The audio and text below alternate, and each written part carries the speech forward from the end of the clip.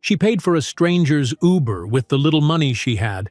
What this unknown man, secretly a CEO, did next shocked everyone around her. But before we dive into the full story, let me know where you're watching from and what time it is. Now, subscribe to the channel and let's get started.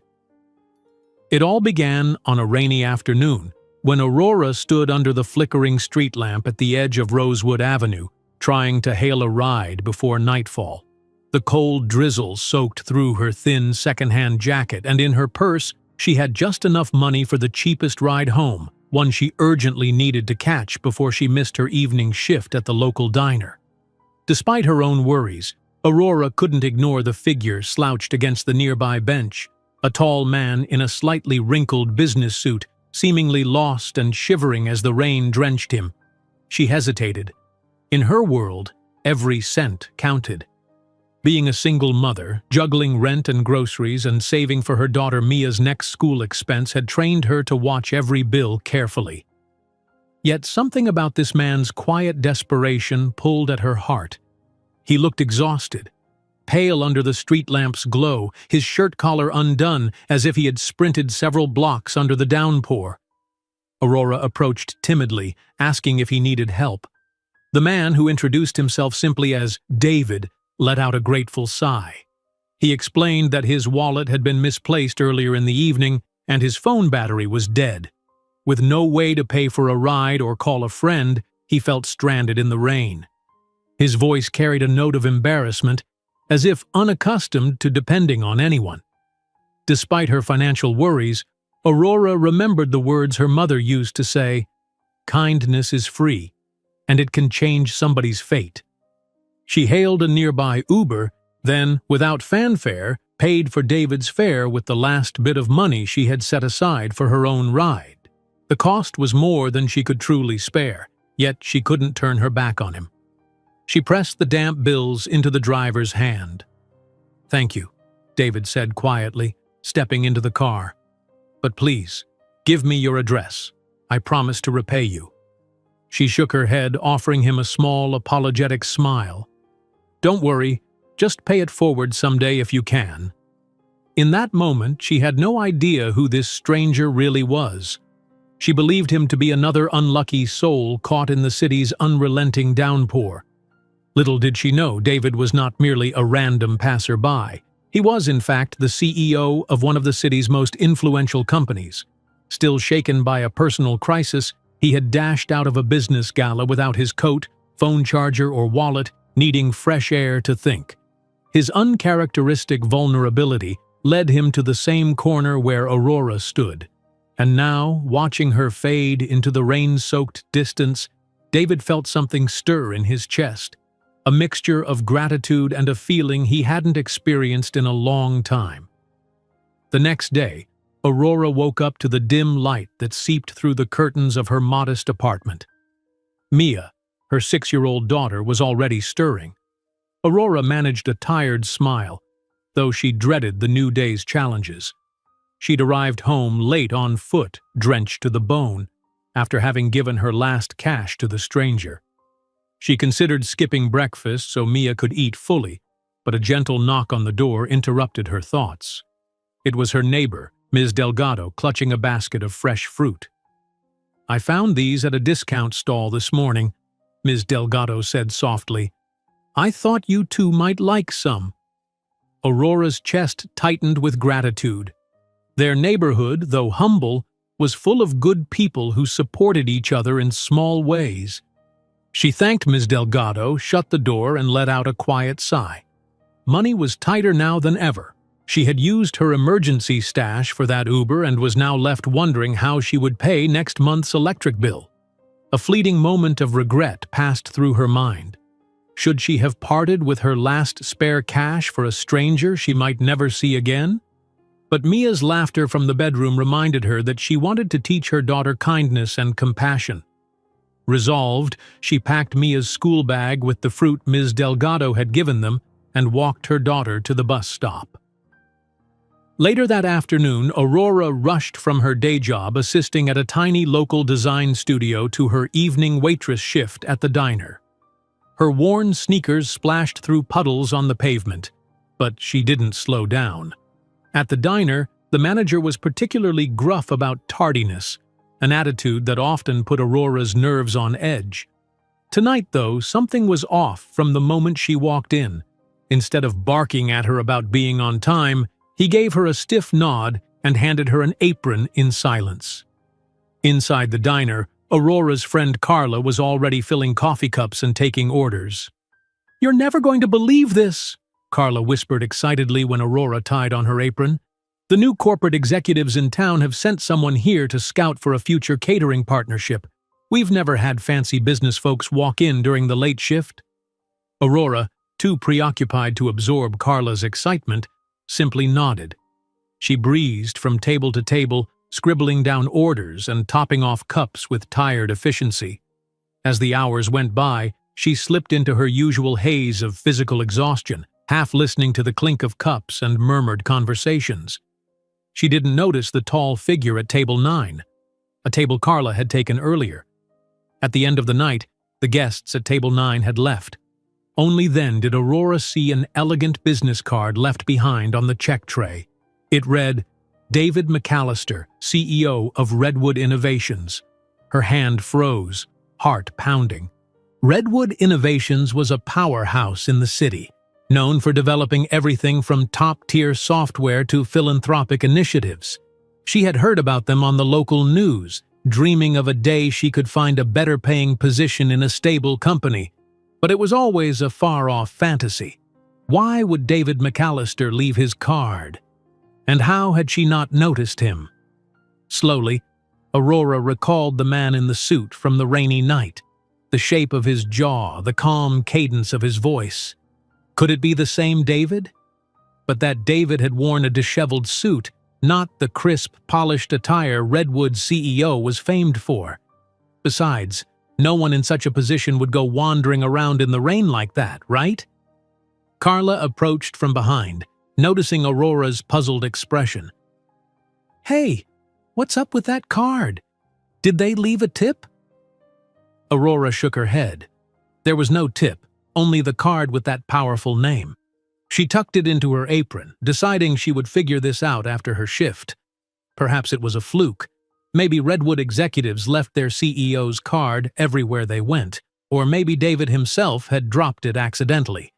In any case, Aurora wanted to remain cautious. Reality had taught her that big names rarely spelled good fortune for someone like her. At midnight, the diner's neon sign blinked off. Aurora changed back into her worn jacket, then stepped into the chilled air for the walk home.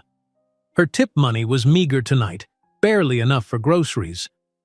Another wave of regret threatened to wash over her when she remembered the last of her emergency cash spent on that stranger's Uber. Yet she couldn't ignore the small spark of hope that flared in her mind. If the stranger was indeed David McAllister, maybe her act of kindness had started something she could hardly imagine. Rain began to fall again, gentle this time, as though the sky itself had softened. Aurora passed shuttered shops and dim streetlights, heading toward her modest apartment. She kept replaying the moment she'd met the soaked man in her mind. The gratitude in his eyes, the genuine surprise that anyone would part with their money for him. She didn't want to jump to conclusions, but a sense of possibility hung in the air, as if any day now her phone might ring with unexpected news. Finally, she reached her building. Before climbing the stairs, she paused, looking down at David McAllister's business card. Her reflection in the building's glass door looked both exhausted and curious. Without fully understanding why, she slipped the card into the pocket of her uniform pants, close to her heart. Somewhere across the city, in a high-rise office, David scrolled through the employee logs Redwood Innovations had gathered in hush-hush daily operations. Hours earlier, he had recognized Aurora's face at that diner table, though she hadn't realized he was watching her from across the room. He left his card as a direct invitation, a quiet signal that he wasn't about to let their strange, rainy night encounter end there.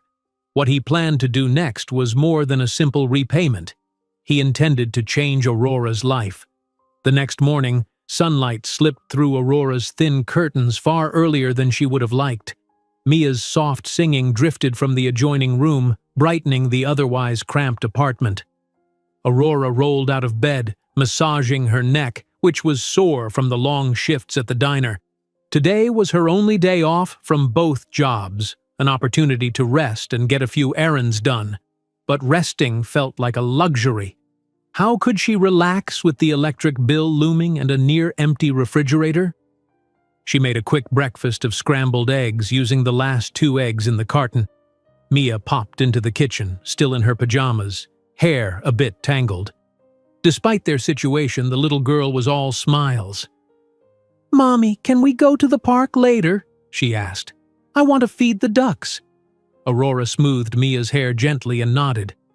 Even if they couldn't afford many outings, the park was free. It might do them both some good to breathe fresh air, especially after the stress of the previous days. When the phone rang, Aurora almost didn't answer. Telemarketers often called at odd hours, hawking extended warranties or credit card offers.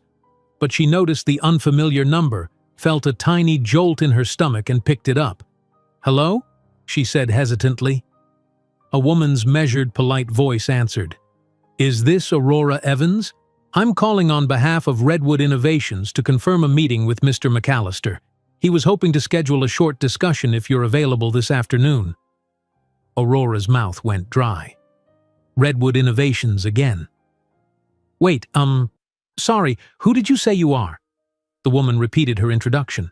Aurora glanced over at Mia, who was busy brushing her doll's hair at the small kitchen table. I'm not sure. A meeting about what?" Aurora asked. "I'm simply relaying the request, ma'am. Mr. McAllister said you two had crossed paths, and that you would understand." Aurora's heart thudded. So the man at the diner, the one she'd encountered in the rain, truly was David McAllister, and he apparently wanted to see her now. "Yes, of course," she blurted, flustered. "When and where?" "He'll be at the Redwood Innovations headquarters around 1 o'clock. The address and details have been sent to your phone. Please bring any identification you might need to sign in." Before Aurora could ask another question, the line disconnected with a polite goodbye. She set the phone down, feeling oddly weightless and unsteady at the same time. Redwood's offices were in the most upscale part of downtown, a place filled with skyscrapers and sleek cars. She'd never had reason to set foot there before. Her reflection in the dark screen of the phone showed confusion and a spark of hope. Why would the CEO of Redwood want to see her? "Mommy, can we still go to the park?" Mia's voice interrupted. Aurora nodded, a bit distracted. "Yes, sweet girl. Let's feed the ducks this morning, and then I'll have to go to a meeting," she said. Mia accepted this easily, excited to spend a few hours outdoors before Aurora had to handle whatever was waiting for her. Later, the crisp morning air greeted them as they walked toward the park. Mia held a small bag of breadcrumbs for the ducks, skipping every few steps. Aurora tried to keep her nerves from showing, but the idea of visiting Redwood Innovations in just a few hours was daunting. She pushed away the swirling questions in her mind to focus on Mia. The child's giggles, the rustle of leaves, and the sight of the ducks waddling around the pond momentarily soothed Aurora's anxieties. For a half hour or so, they settled on a bench near the water. Mia tossed crumbs, squealing every time a duck waddled closer. But Aurora's thoughts eventually drifted back to Redwood. She couldn't forget how the manager at her design studio job had once spoken in hushed awe about Redwood Innovations, how it offered top salaries and how employees boasted about benefits that covered everything from family insurance to childcare.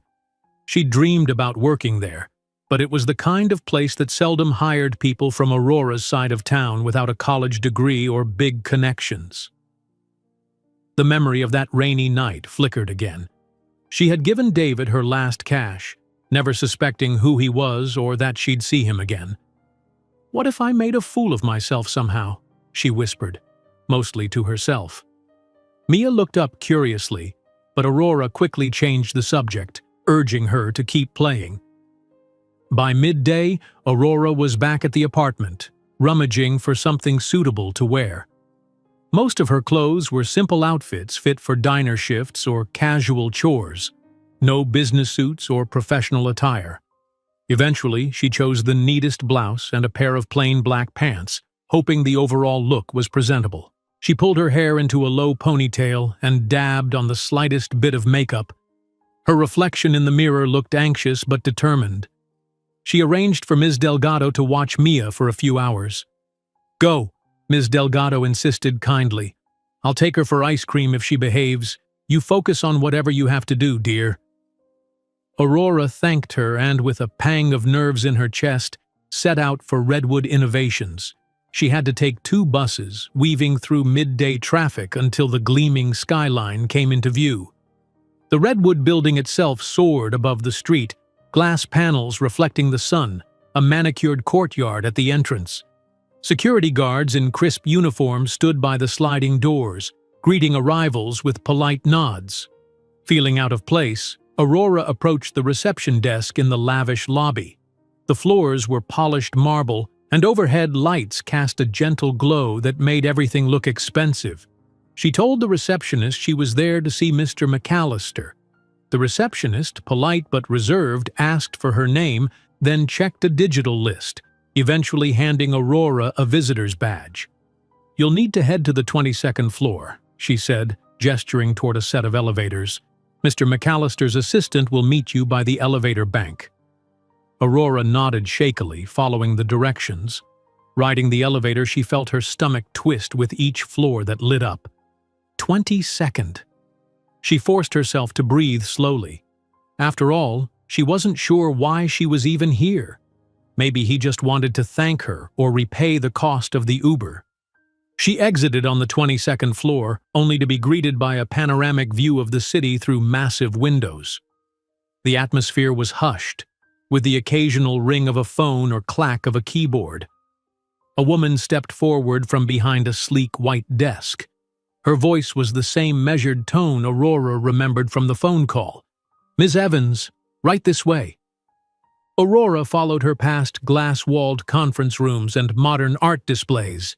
It felt surreal walking among professionals in tailored suits who seemed so at ease in such grandeur. Finally, they reached a set of double doors. The assistant gave a discreet knock, then pushed one door open. Inside was a spacious corner office. Tall windows allowed the midday sun to flood the room. Light glinted off minimalist furniture and a single potted plant that sat near a small sofa. And there, behind a polished desk, stood David McAllister.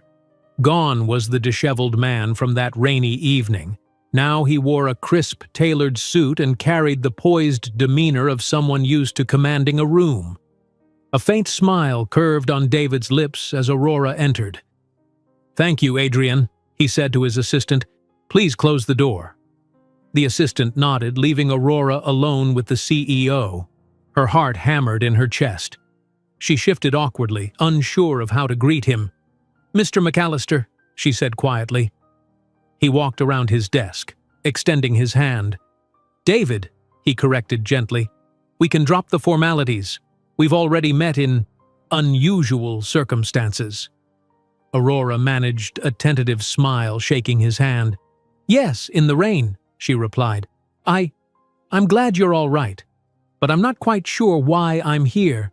He gestured toward the small sofa. "Please have a seat," he said. Aurora settled on the edge, her posture stiff as he joined her. A short silence stretched between them, not exactly uncomfortable but charged with anticipation. "I owe you an apology," David began.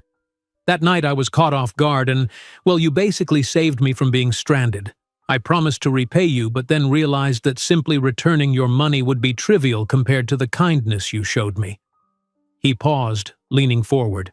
"So I started looking into ways Redwood could help someone like you, someone who clearly works hard and deserves more than she's been given."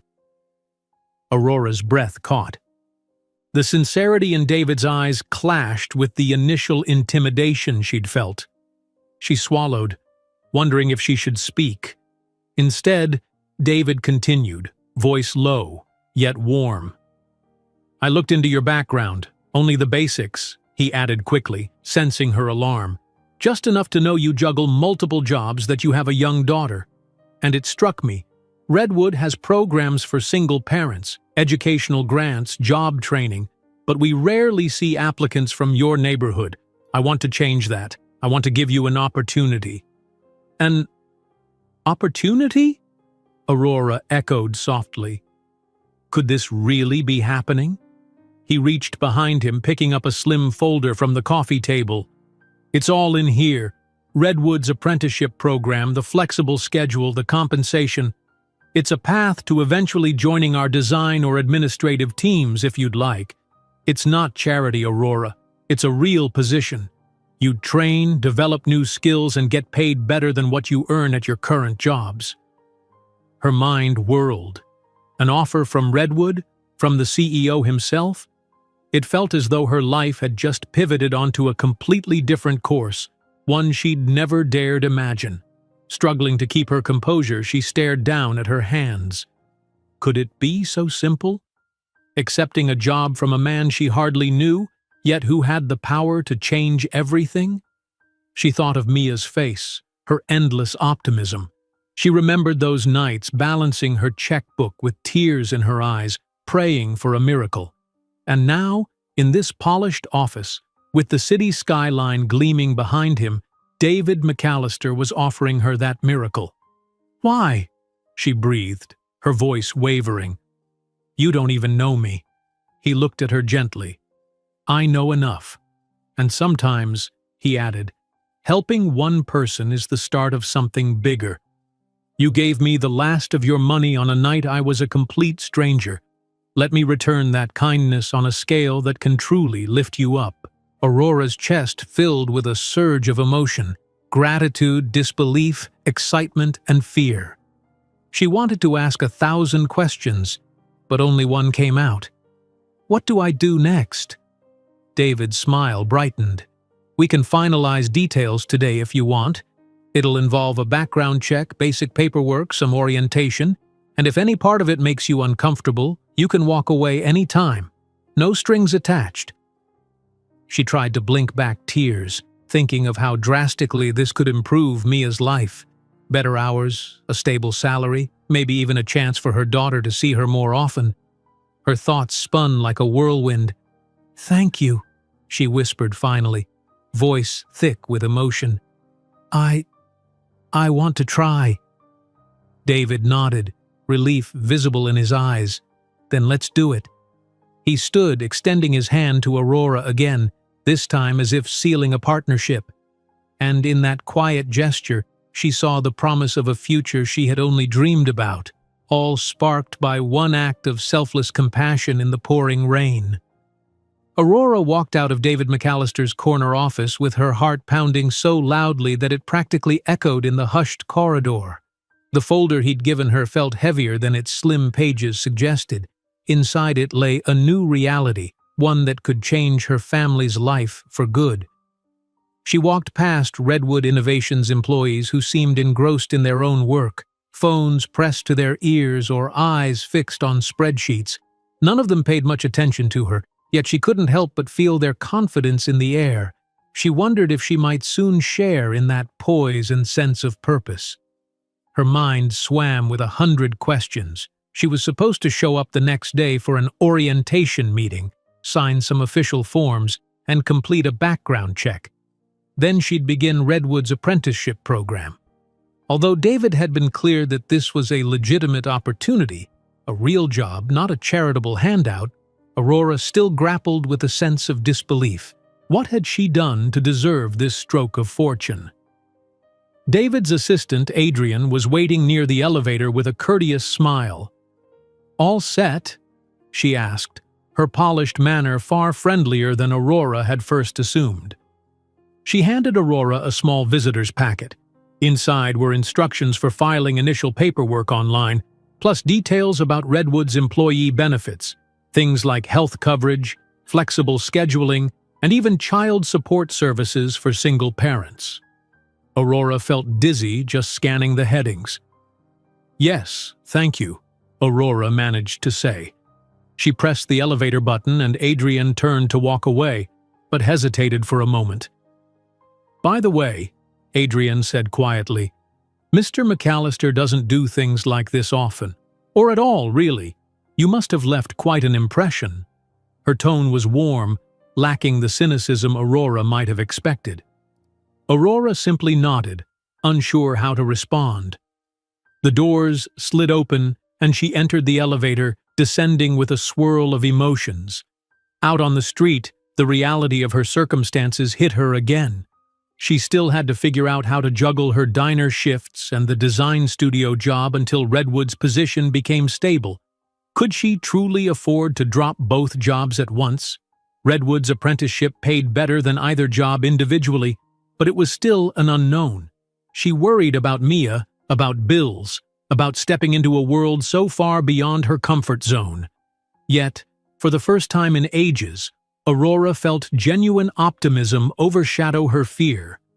If David was serious about Redwood's commitments, she could potentially give Mia the kind of stability she'd always wanted. She made it home by early evening, her mind abuzz. Ms. Delgado greeted her at the apartment door, Mia clutching the older woman's hand and bouncing with excitement. "Mommy, guess what? Ms. Delgado took me for ice cream. I got chocolate with sprinkles." Aurora smiled, putting down her folder to scoop Mia into a hug. "That sounds amazing, sweet girl. Did you say thank you?" Mia nodded vigorously. Once Ms. Delgado headed back to her own unit, Aurora served a simple dinner, pasta with tomato sauce from a nearly empty jar, and listened to Mia recount her day. It felt surreal to do something as ordinary as cooking dinner after the extraordinary afternoon she'd had. At the table, Mia chattered about the ducks at the park, about her favorite cartoon, and about a drawing project at school. Aurora felt an undercurrent of pride as she watched her daughter's face glow with curiosity and life. She decided she wouldn't tell Mia about the Redwood offer just yet, not until she signed the paperwork. After dinner, Aurora flipped through the folder's contents again, double-checking the orientation schedule and recommended dress code. Redwood's offices required smart casual, though new apprentices sometimes dressed more businesslike until they learned the norms.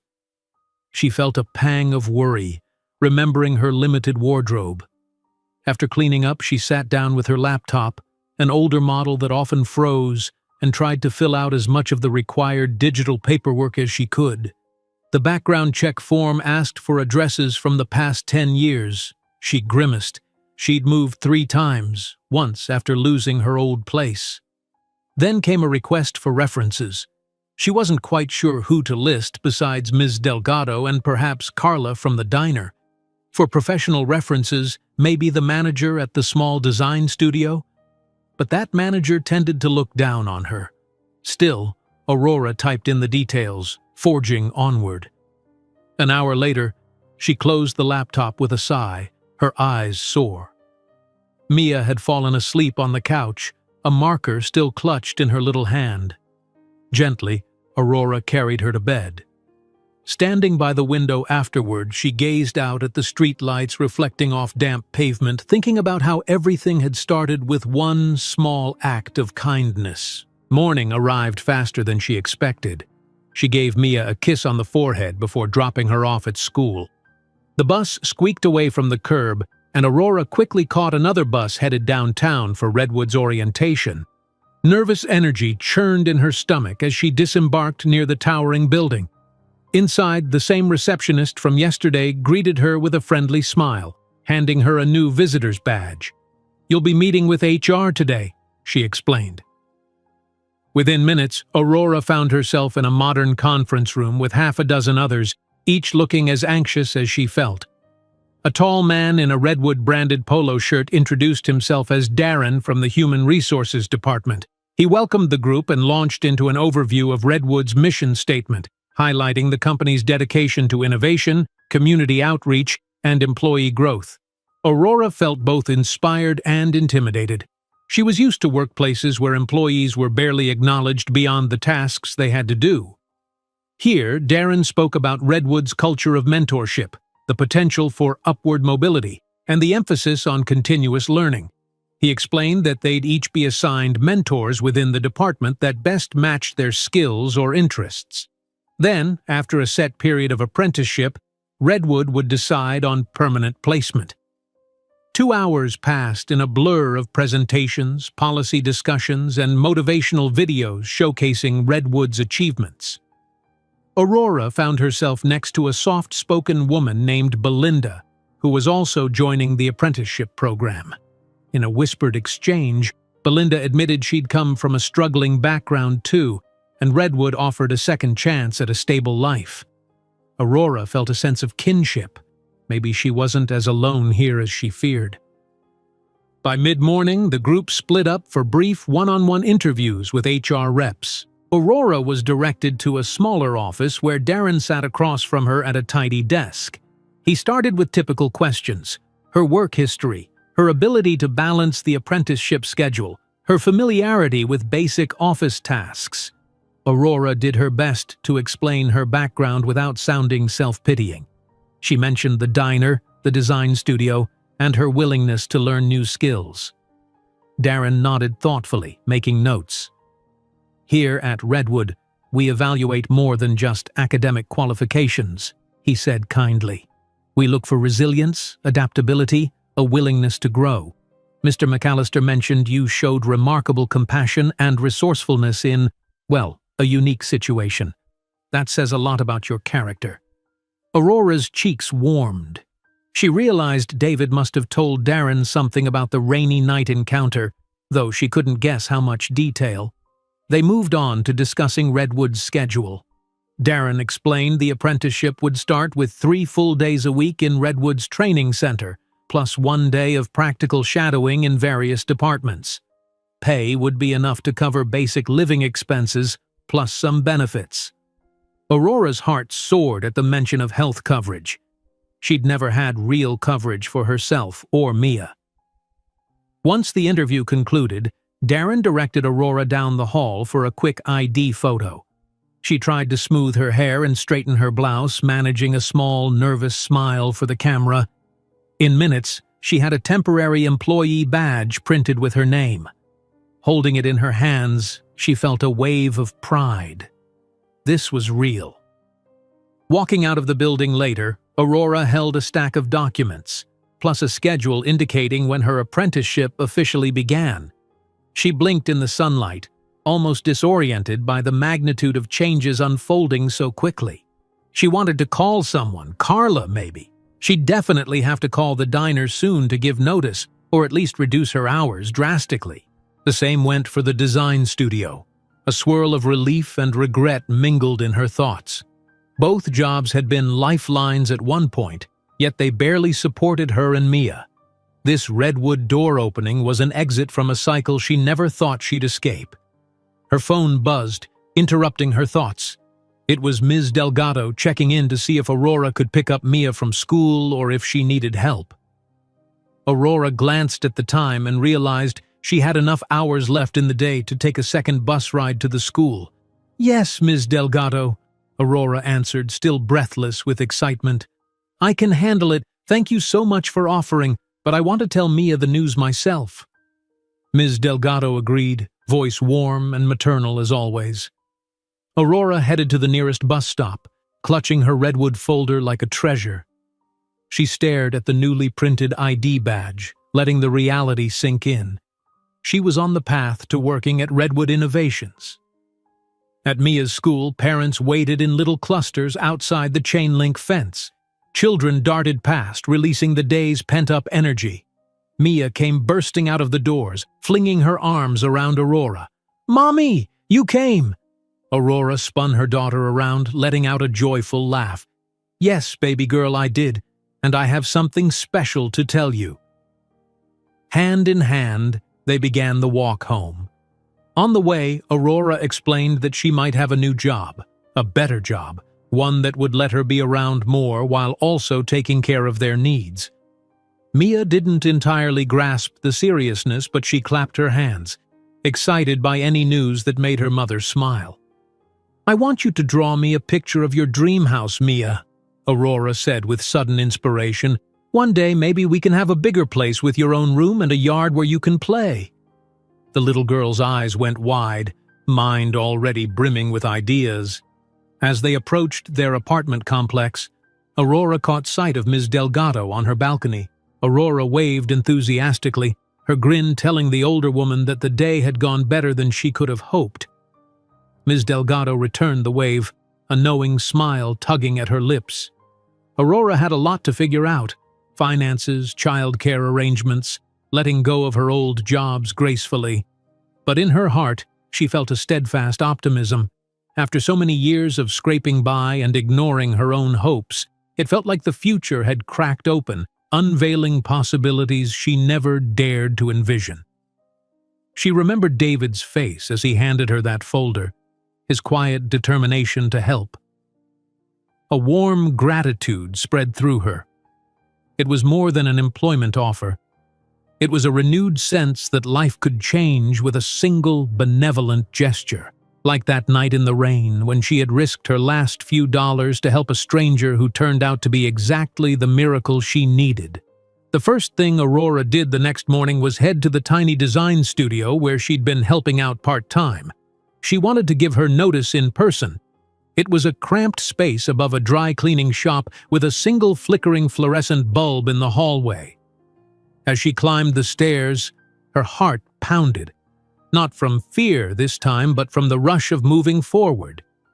Inside, the studio owner, Simone, was hunched over a drafting table, poring over blueprints for a local restaurant's new signage. Simone was known for her sharp tongue and even sharper eye for detail, traits that sometimes made Aurora's job nerve-wracking. Aurora had always been grateful that Simone gave her a shot as an assistant, but the pay was paltry and the hours unpredictable. Aurora cleared her throat softly. "Morning, Simone," she said, gently tapping the doorframe. Simone looked up from her drawings. "Aurora, we're behind on the Henderson mock-ups," she said, wasting no time. "I need you to prep the stencils and recheck color palettes." Aurora forced a careful smile, stepping fully into the room. "Actually, I need to talk to you about something." Simone's pencil stilled. She let out a faint sigh as though anticipating trouble. "Yes?" Aurora explained as succinctly as she could. She had been offered a new opportunity, an apprenticeship at Redwood Innovations. She tried to keep her tone professional, expressing gratitude for the experience she'd gained at the studio. She offered to stay on for a brief period if Simone needed the help. Simone's expression shifted from surprise to a kind of tight-lipped resignation. "Redwood? That's quite the leap," she said at last, setting her pencil aside. "Good for you." Aurora detected no malice in her voice, only a distant sense of disbelief. "I appreciate everything," Aurora continued, feeling a pang of guilt. "I learned so much here, and Simone waved a hand, dismissing any further explanations. "I understand. Everyone's got to move on eventually. I can't blame you. Redwood, that's a real career path. More than what I can offer you." Aurora nodded, touched by the unexpected sincerity in Simone's voice. She'd expected the woman to be cold or dismissive, but Simone actually rose from the drafting table, walked over, and extended her hand. "Thank you for your help," Simone said, a bit stiffly but genuine. "If Redwood's giving you a shot, take it and run. Just promise me one thing. Keep growing your talent. You've got potential. Don't let it wither." Aurora's eyes stung with grateful tears as she shook Simone's hand. "Thank you," she whispered. "I promise I won't." They arranged for Aurora to finish out the week, just tying up loose ends on the Henderson account. Aurora assured Simone she would do her best to leave everything in order, though the Redwood apprenticeship started soon. Simone nodded understandingly, then turned back to her drafting table with an air of finality. Leaving the studio, Aurora felt a curious mix of relief and sadness. This place, humble as it was, had given her a small foothold outside of waitressing. Now she was moving on to something far bigger. Next stop was the diner, Aurora's second job, the one that had kept food on the table most steadily. It was nearing lunchtime when she slipped inside.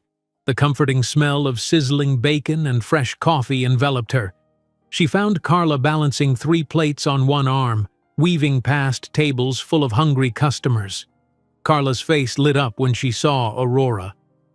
"Hey, stranger, didn't expect you here today. Everything okay?" Aurora smiled, stepping aside to avoid a busboy rushing by. "I'm fine.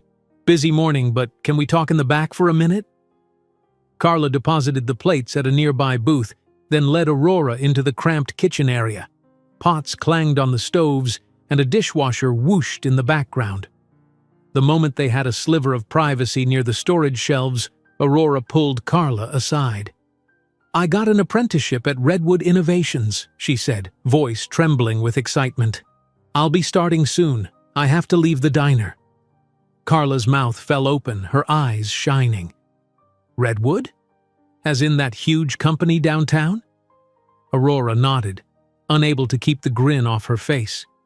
"They're paying me for training, giving me a better schedule, benefits for Mia. I still can't believe it." Carla flung her arms around Aurora in a tight hug, nearly knocking over a stack of paper cups. "That's amazing!" She pulled back, tears visible in her eyes. "You deserve this, girl. You've been working yourself to the bone. Redwood's no joke." Aurora's heart warmed at Carla's genuine support. "I know, it still feels unreal, but I'll have to give notice, immediately. Is the manager around?" Carla jerked her head toward the front. "He's at the counter, barking about the lunch rush. Let's go." They navigated back to the main dining area, which was filled with clattering silverware and lively chatter. The manager, a stocky man named Ron, stood behind the register, counting receipts with a perpetually furrowed brow. Aurora approached him carefully. Ron barely glanced up. "You're not on shift, Evans. Something you need?" Aurora braced herself. She explained the Redwood opportunity just as she had for Simone. Only this time she didn't expect much warmth. Ron had a tendency to snap about anything that disrupted his diner's routine. Sure enough, he frowned at her. "You're leaving? We're swamped half the time and you want out now?" He exhaled sharply. "Kid, you do what you gotta do. But if you leave this week, I can't guarantee you any reference if they call here." Aurora swallowed, expecting this attitude. Ron wasn't exactly known for his generosity. "I understand," she said. "I'll work my remaining scheduled shifts, but I have to start the apprenticeship soon. I can't pass it up." Ron rolled his eyes, then turned away to answer a call in the office. The dismissal was clear, but Carla gave Aurora another hug, promising to keep in touch. "Don't let him get to you," she whispered. "You have bigger, better things ahead." Despite the sour note with Ron, Aurora felt freed as she left the diner. There was no turning back. All those nights of cleaning counters after closing time, all those double shifts that left her exhausted, they were becoming part of her past. Redwood was her future. Over the next few days, Aurora juggled finishing up at the design studio, pulling her last diner shifts, and preparing Mia for the changes to come. She stayed up late reading through Redwood's apprenticeship guidelines, trying to absorb everything she could about the company. Charts, financial statements, design trends. It was all new territory for her. Every so often she'd feel a flutter of panic. Could she really handle this? Redwood was renowned for setting high standards. She had no formal college degree, no advanced training. But she couldn't forget Darren's words about resilience and the chance to grow, and David's quiet confidence in her, though they'd barely spoken since that first offer, resonated whenever she felt doubt creeping in. In quieter moments, Aurora allowed herself to dream a little. She pictured an apartment where Mia had a real bedroom, maybe even her own desk to do art projects, a small patch of grass for the child to run around on, weekends free enough for mother-daughter outings that didn't revolve around Aurora's frantic work schedule. She envisioned a life where she could afford groceries without counting every coin, and where she might be able to put a little aside for Mia's future education. For the first time in years, those dreams felt almost within reach. She taped her temporary Redwood ID badge to her bedroom mirror as a motivator, a tangible reminder that something extraordinary was happening. Soon enough, the final shift at the diner ended with a bittersweet wave from Carla. The last day at Simone's studio concluded with a handshake and an unexpected gift, a small hardcover sketchbook and a note that read, "Keep creating." Aurora blinked back tears, promising herself she would. The night before her official start day at Redwood's apprenticeship program, Aurora tucked Mia into bed, telling her a bedtime story they both knew by heart. But as Mia's eyelids drooped, Aurora improvised a new ending, one where the heroine found a magical door leading to a brighter realm, thanks to a simple act of kindness. Mia smiled drowsily, drifting into dreams. Once the apartment was quiet, Aurora stood by the window, cradling a mug of tea. The city lights glittered, a backdrop to her thoughts. She recalled the night she had met David, the pouring rain, the desperation in his eyes. So many times she'd questioned whether giving him her last cash was foolish or naive. But in the end, that selfless decision led to a door she never knew existed, a door that now stood wide open, inviting her to walk through. Tomorrow, she would step fully into this new world at Redwood Innovations, hoping to prove she belonged there. And beyond every moment of uncertainty, she felt a potent mix of gratitude and optimism. A single act of kindness had flipped her life's trajectory, and as she watched the rain-slicked streets below, Aurora could almost sense that the best chapters of her story were just beginning.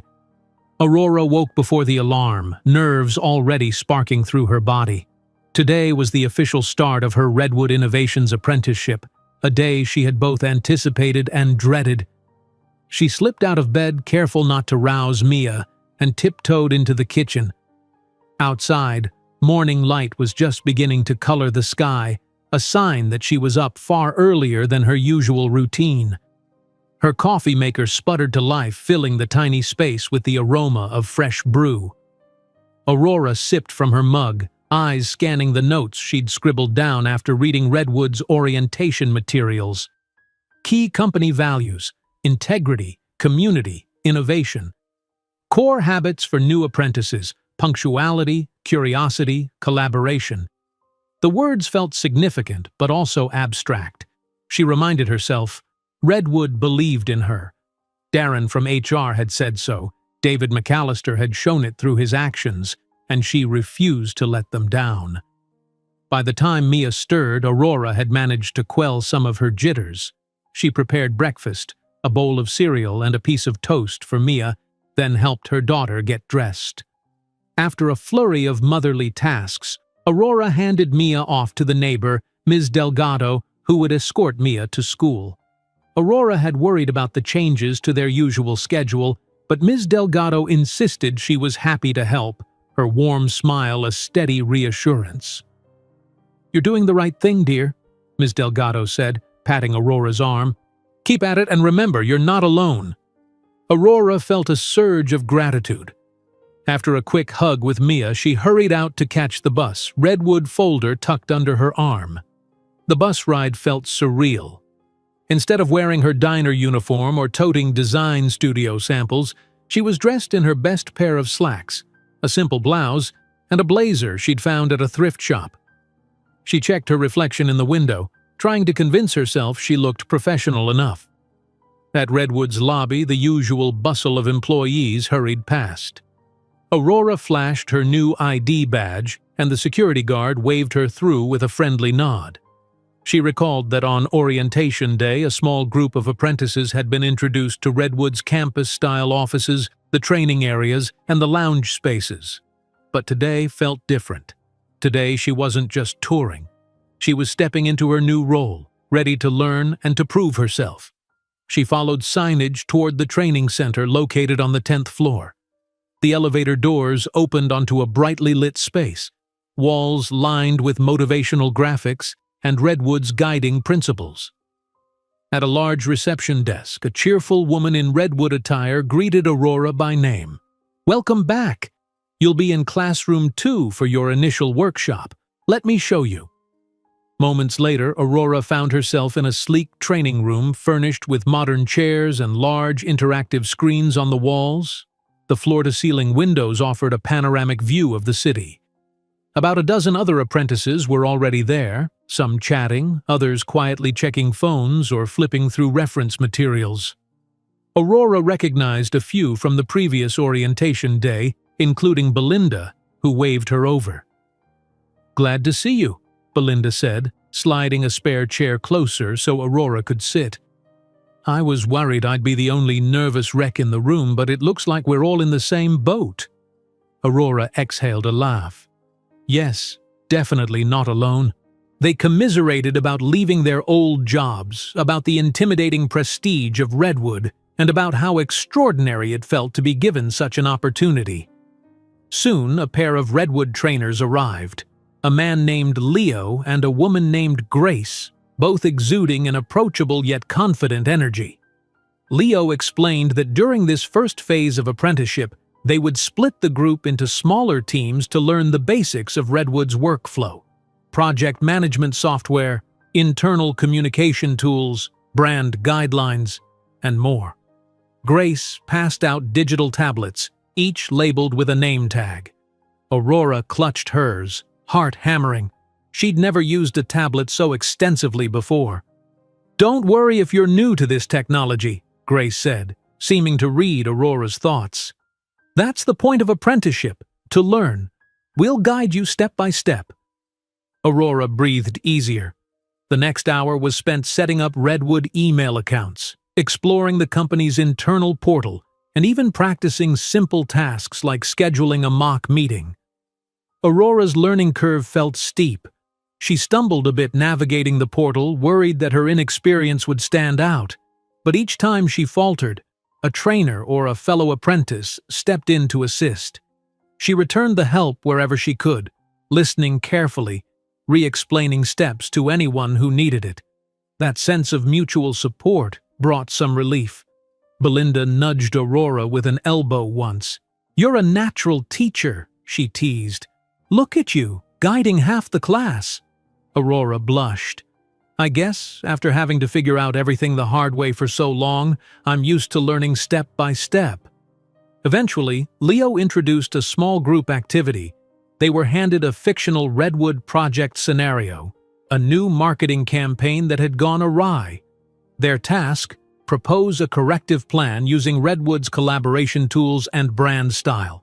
The group had to produce a short presentation by the day's end. Aurora joined 4 other apprentices in a circle, scanning the scenario. It felt like playing make-believe manager, but the stakes were meant to mimic real Redwood challenges. They brainstormed ideas, typed up notes, and split tasks for their presentation. Aurora volunteered to handle the design aspect, mocking up how the revised branding might look. She used a free design tool on her assigned tablet, carefully aligning text and color palettes she remembered from Redwood's guidelines. The others handled budget outlines, scheduling, and internal communications. Working together, Aurora felt a sense of camaraderie she'd seldom experienced in her previous jobs. Despite being total beginners, they collaborated earnestly, each bringing their own perspective. At midday, they had a short break, so the group headed to Redwood's cafeteria, a surprisingly welcoming space with bright lighting and plenty of healthy food options. Aurora gazed at the variety: salads, soups, sandwiches, realizing Redwood subsidized employee meals, making them more affordable than any typical downtown cafe. She grabbed a bowl of tomato soup and a small sandwich, feeling grateful she could eat a decent lunch without stressing about cost. Belinda joined her at a table, and soon others from their apprenticeship group filtered over. One of them, a tall guy named Marcus, admitted he'd spent 6 months unemployed before Redwood accepted him into the program. Another, Giovanna, used to work in retail and was desperate for a stable job that offered some future prospects. Their stories resonated with Aurora. Everyone had a reason for being here, a second chance at building a better life. "Have you met David McAllister yet?" Giovanna asked casually. I heard he sometimes drops in on training sessions." Aurora nearly choked on her soup.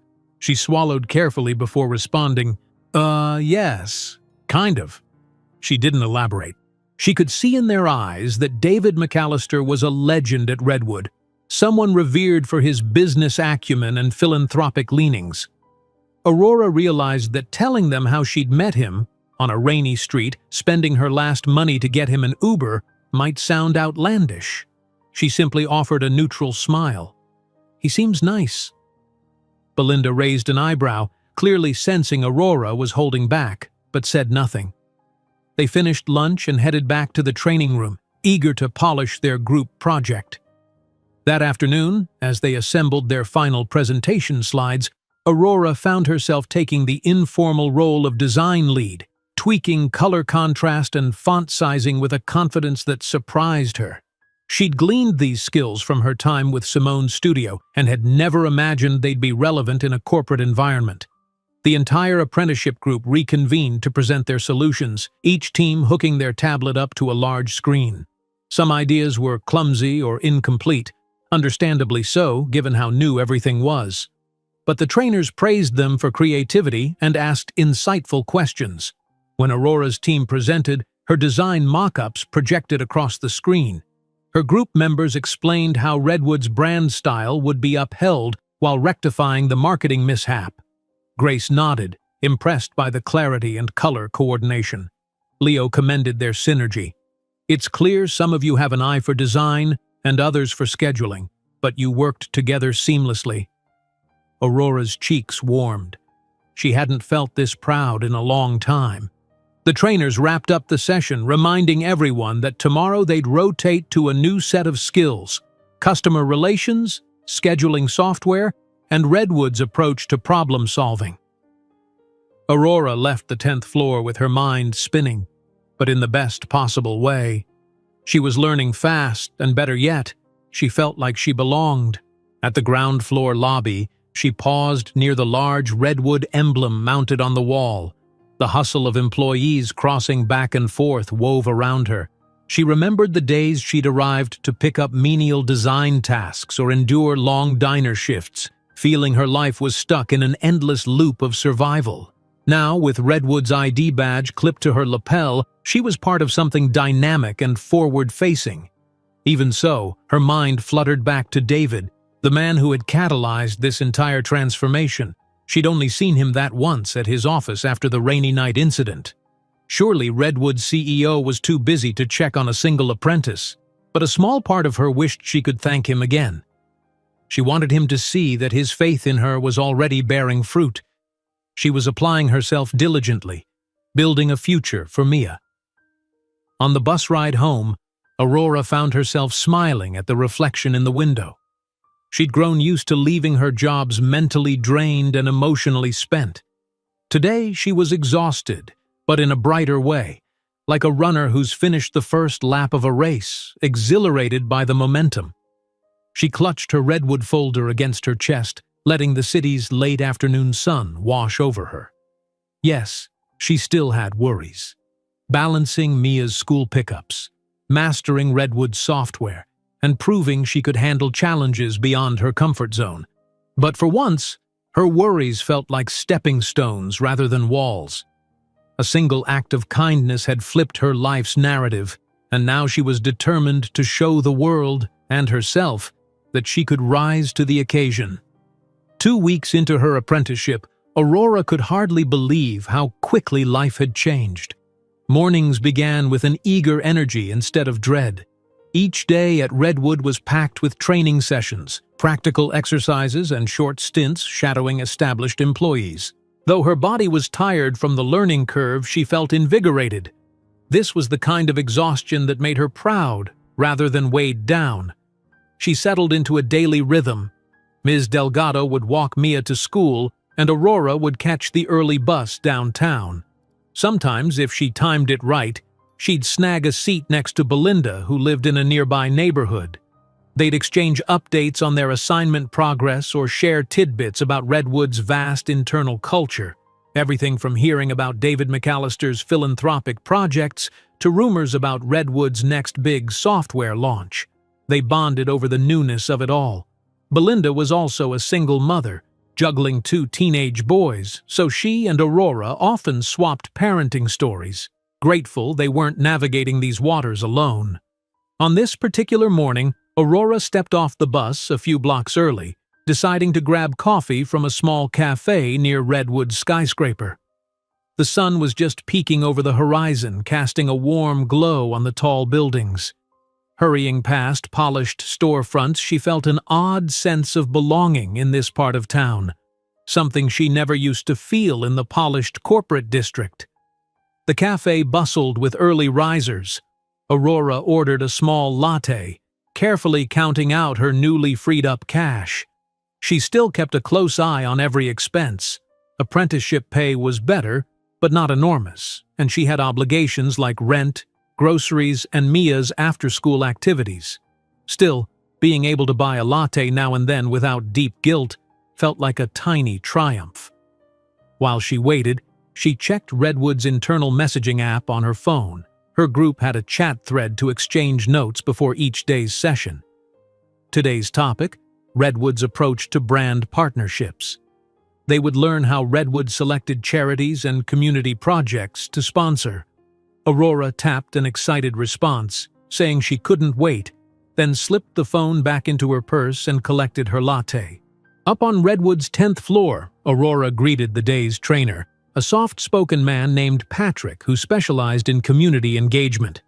He guided the apprentices into a smaller meeting room lined with motivational posters featuring Redwood's outreach projects around the city. One poster showed children reading in a newly renovated library, courtesy of Redwood's donations. Another highlighted a job fair Redwood hosted in a disadvantaged neighborhood. Aurora studied them, feeling her heart stir. She could have been one of those attendees once upon a time. Patrick explained that Redwood believed in a sustainable philanthropy model, focusing on long-term community impact rather than one-off donations. He asked each apprentice to think of a local cause they personally cared about, then craft a mock proposal for Redwood to consider supporting that cause. Aurora's hand shot up. "Does Redwood ever offer mentorship for younger students?" she asked, recalling Mia and the kids in her neighborhood who lacked after-school resources, like visits from employees to elementary schools or workshops for kids. Patrick smiled. "We do. The Redwood Mentorship Initiative is something we've expanded over the past year. Let's talk about that idea. Maybe your proposal can center on a new program for local schools." Aurora's heart fluttered at the possibility. The memory of her own youth, where resources seemed scarce, made her believe wholeheartedly in the importance of giving children early exposure to creative and tech-friendly experiences.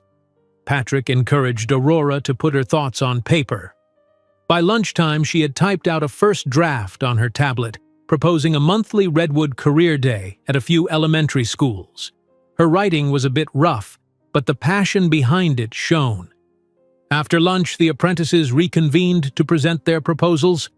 Belinda championed an initiative to provide old Redwood laptops to underfunded schools, while Marcus suggested a program that paired Redwood employees with ex-military folks seeking to transition into tech roles. Giovanna pitched a Green Redwood campaign for community gardens. One by one, they stood at the front of the room, referencing slides or notes. When Aurora's turn came, she felt a quiver of nerves. Public speaking wasn't something she'd often done outside of casual interactions. But she took a breath and clicked to her first slide. The Redwood School Mentorship Program. She explained the importance of guiding kids early, how local volunteers from Redwood could visit, offer simple coding lessons, or show kids how design works in real life. She admitted she didn't know all the logistics, but she believed Redwood's resources could make a huge difference. Patrick beamed. "That's a wonderful concept, Aurora. Exactly the kind of local engagement Redwood strives for. Good job." Her classmates applauded politely, and Aurora's cheeks warmed with pride. Before Redwood, she never would have pictured herself confidently pitching ideas in a corporate setting. She glanced around at the bright, supportive faces. Something in her realized this was only the beginning.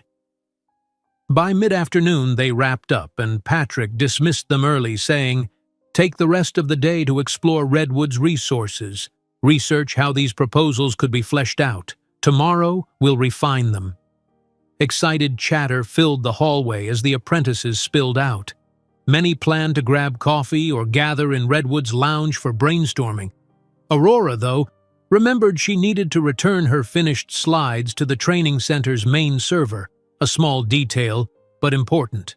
She waved to Belinda and headed back into the classroom to finalize her files.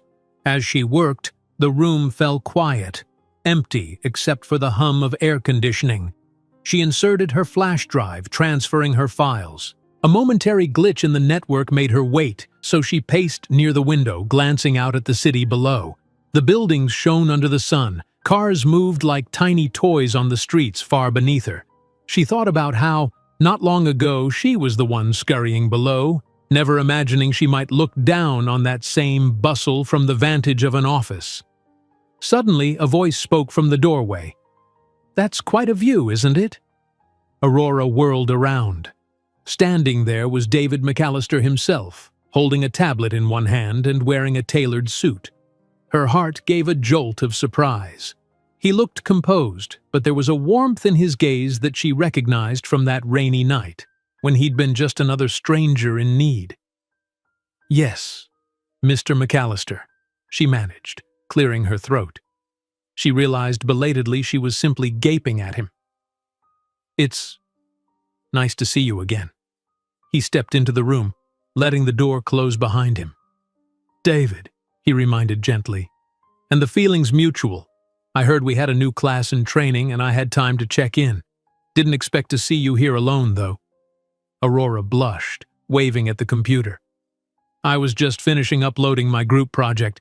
We did mock proposals for Redwood's outreach. I put together an idea about Redwood staff mentoring local elementary schools. It's probably small potatoes compared to the real projects going on." He shook his head, stepping closer to glance at her slides on the computer screen. "No idea is too small. In fact, Redwood's best initiatives often come from employees who see a need in the community firsthand." She fiddled with the edge of her tablet case. "You've been busy, I'm sure. I wanted to say thank you again for all of this. You gave me a chance, and I'm trying really hard to make the most of it." David regarded her with a thoughtful expression. "You don't owe me anything. If anything, Redwood benefits from dedicated people like you." He paused, leaning lightly against a desk. "So, how are you finding the apprenticeship? Is it what you hoped for?" Aurora exhaled, feeling more at ease than she expected in his presence. "It's beyond what I hoped. At first, I was afraid I wouldn't fit in, but everyone's been supportive. I've learned so much, from scheduling tools to brand guidelines, and this philanthropy segment, it reminded me why Redwood stands out. I never knew a company could invest so much in the community." David smiled. "That's good to hear. We try to foster more than just profit margins, and if you ever have questions, concerns—" He hesitated slightly, as if weighing his words. "You can reach out. Redwood's a big place, but I don't want apprentices to feel lost, especially not you." The quiet sincerity of his tone made Aurora's pulse quicken. She smiled gratefully. "I appreciate that. I will keep it in mind." For a moment they stood there in comfortable silence. The memory of how they first met flickered between them, her with the last of her emergency money, him soaked in the rain. It felt surreal to see him now, the confident CEO offering that same gentle kindness in a place of polished floors and tech-savvy ambitions. "Well," David said eventually, pushing off from the desk, "I won't hold you up any longer. Keep up the good work. And definitely tell your trainers about this elementary school idea. Someone in our outreach department would want to see it." "I will," Aurora promised, feeling a surge of renewed excitement. He nodded, offering a small wave before heading out. In the blink of an eye, he was gone, the door swinging shut behind him. She gazed at the closed door, heart fluttering with both admiration and gratitude. For all Redwood's grandeur, David never seemed to forget a single person's importance. And for Aurora, that meant everything. She wrapped up her file transfer, feeling lighter than ever. She had a million ideas buzzing in her head, ways to refine the mentorship proposal, new design concepts, maybe even some queries for Redwood's philanthropic arm. She wondered if she might one day land in a team that connected these passions: design, community service, and Redwood's innovative spirit. As she headed toward the elevator, her reflection in the glass door revealed a woman glowing with confidence. The road ahead was still long, with more training modules, evaluations, and the final test of whether Redwood would offer her a permanent position. But for now, the doubts that once held her back were overshadowed by possibility. A single act of selfless compassion had opened this path, and with each day, Aurora felt it leading her toward a life she never imagined could be hers. Aurora's proposed school mentorship program spread through Redwood faster than she ever expected. It began as a simple presentation for her apprentice group, capturing the trainer's attention. Next, it caught the eye of an associate in Redwood's outreach department. Within a week, she was summoned to a small conference room, where a woman named Celeste, sporting a Redwood outreach badge, greeted her with a wide smile. "This is a wonderful idea," Celeste enthused, gesturing for Aurora to take a seat. She slid a few papers across the table, documents that explained Redwood's existing philanthropic ventures with local schools and youth programs. "We've been looking to expand our involvement in elementary education. The concept of bringing Redwood employees directly into classrooms is something our team has tossed around, but we lacked a concrete plan. Your draft outlines a lovely start." Aurora blushed, overwhelmed that her simple draft was being treated so seriously. "Thank you," she said softly, glancing at her hands. "I didn't expect anyone to notice it so soon." Celeste laughed. "Are you kidding? Between your trainers raving about your enthusiasm and your group's feedback, it was bound to get to us. We'd like your help refining the proposal. The final plan might even be presented to senior leadership for approval, and if it gets the green light, we'll pilot it in a few local schools." Senior leadership? Aurora's heart gave a nervous flutter. That could include David McAllister himself. She swallowed, trying to hide her jitters. "Of course," she said. "I'd love to help in any way I can." Celeste slid a thick binder across the table. "These are some of our standard procedures and forms for new initiatives. You'll need to adapt them. Don't stress about the legal language. We have a legal team to finalize contracts with the schools. We just want your input, especially regarding how Redwood volunteers would interact with children. You know, day-to-day logistics." Aurora nodded, skimming the binder's table of contents. Everything from background checks for volunteers to guidelines on working with minors. It looked daunting, but also thrilling. She envisioned Redwood employees showing kids the wonders of basic coding or simple design concepts. Thinking of Mia and children who rarely got that kind of exposure fueled her excitement. "Any questions?" Celeste asked, leaning forward. Aurora exhaled. "Just, how do I juggle this with my usual apprentice tasks?" Celeste tapped a pen on the table. "We can coordinate with your manager. You'll probably split time between your normal modules and this project. Since it's a Redwood outreach program, it all ties back into your apprenticeship anyway." Her eyes danced with encouragement. "You're a natural fit for this, Aurora, trust me." "Okay," Aurora said, trying to keep the tremor of excitement from her voice. "I'm ready." Her days became a whirlwind. In the mornings, Aurora still attended training sessions with the rest of the apprentices, learning Redwood's processes and systems. But a few afternoons each week, she'd slip away to work with Celeste on refining the school mentorship program. They brainstormed how Redwood staff could lead short activities, like building small model towers to teach basic engineering principles or letting kids experiment with art software.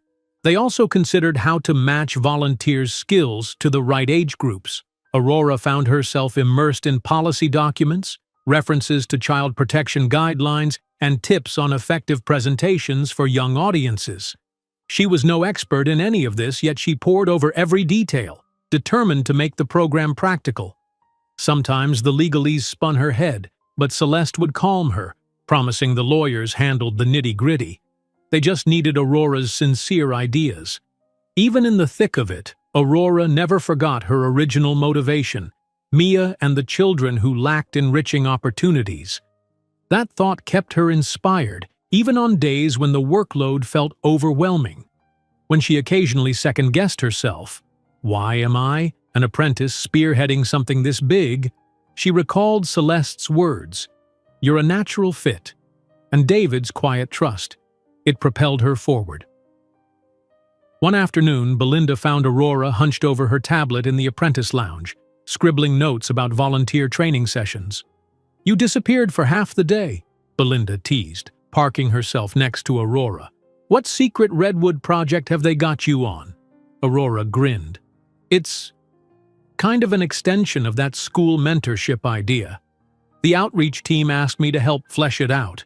I didn't realize it would grow into something so complex so fast." Belinda's eyes widened. "So you're basically co-developing a whole philanthropic program? Talk about moving up fast." She gave Aurora a playful nudge. "I'm happy for you. Just don't forget the rest of us when you're busy rubbing elbows with the big shots." "Oh, please," Aurora said, though she felt a warmth in her chest. "This is still an unpaid idea, basically, and it's not set in stone. There's no guarantee it'll get final approval." Belinda waved away the modesty. "You're one of us, Aurora, and we're rooting for you. You're making a difference." The words made Aurora smile, though a small part of her still braced for potential disappointment. Redwood was famously competitive and thorough. Any initiative that reached the top had to pass scrutiny from multiple committees. She would need more than passion to see this idea through. Weeks rolled by, her apprenticeship nearing its midpoint.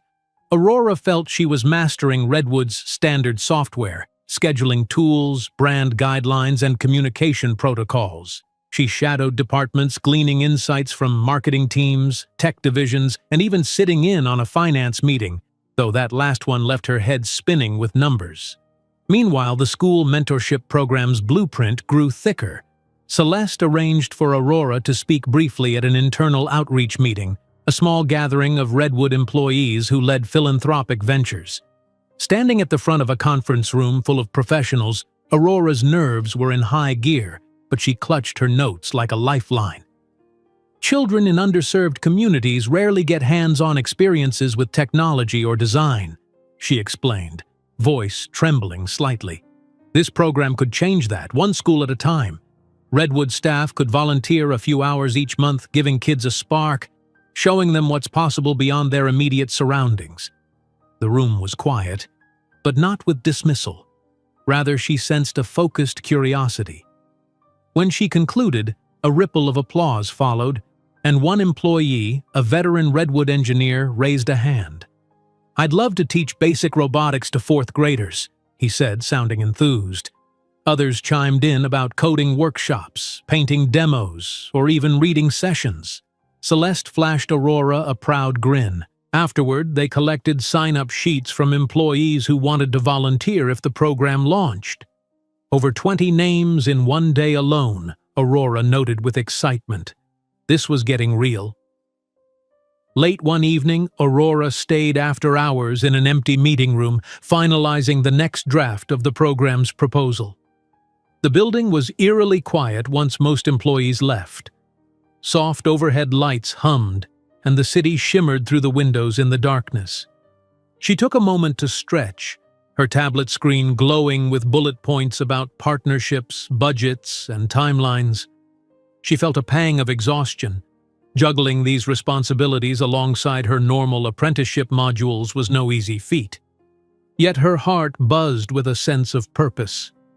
A distant memory floated to mind, of her younger self, barely able to finish high school while working nights, longing for someone to guide her. She thought of the times she'd glimpsed successful professionals and felt an unspoken barrier, like she was never meant to cross that line. And now, here she was, in Redwood's offices after hours, planning a mentorship program that could break down that very barrier for future generations. Footsteps approached outside. The door opened slightly, revealing David McAllister. He looked momentarily surprised to find the room occupied, then offered a smile. "Burning the midnight oil?" Aurora quickly stood. "Oh, hi. Yes, I was just finishing this draft. I didn't realize anyone else was around." David stepped inside, letting the door close behind him. He wore his usual polished suit, though his tie was slightly loosened, suggesting a long day. "It's good to see you're passionate, but don't overwork yourself," she chuckled nervously. "I'm fine, just excited. The outreach team wants this final draft soon." He nodded, gaze drifting to the tablet screen. "Celeste gave me a quick update. The sign-ups for potential volunteers have been impressive, I hear. That's promising." Aurora's heart skipped. So he'd been following the progress. "Yes, it's been overwhelming in a good way," she said. "If we pass the next review phase, we'll do a pilot at 2 or 3 schools, then hopefully expand." David's smile reached his eyes. "You're making a tangible difference, you know. I always believed Redwood needed fresh perspectives, someone who remembers what it's like to be on the outside looking in." She blushed slightly, touched by his words.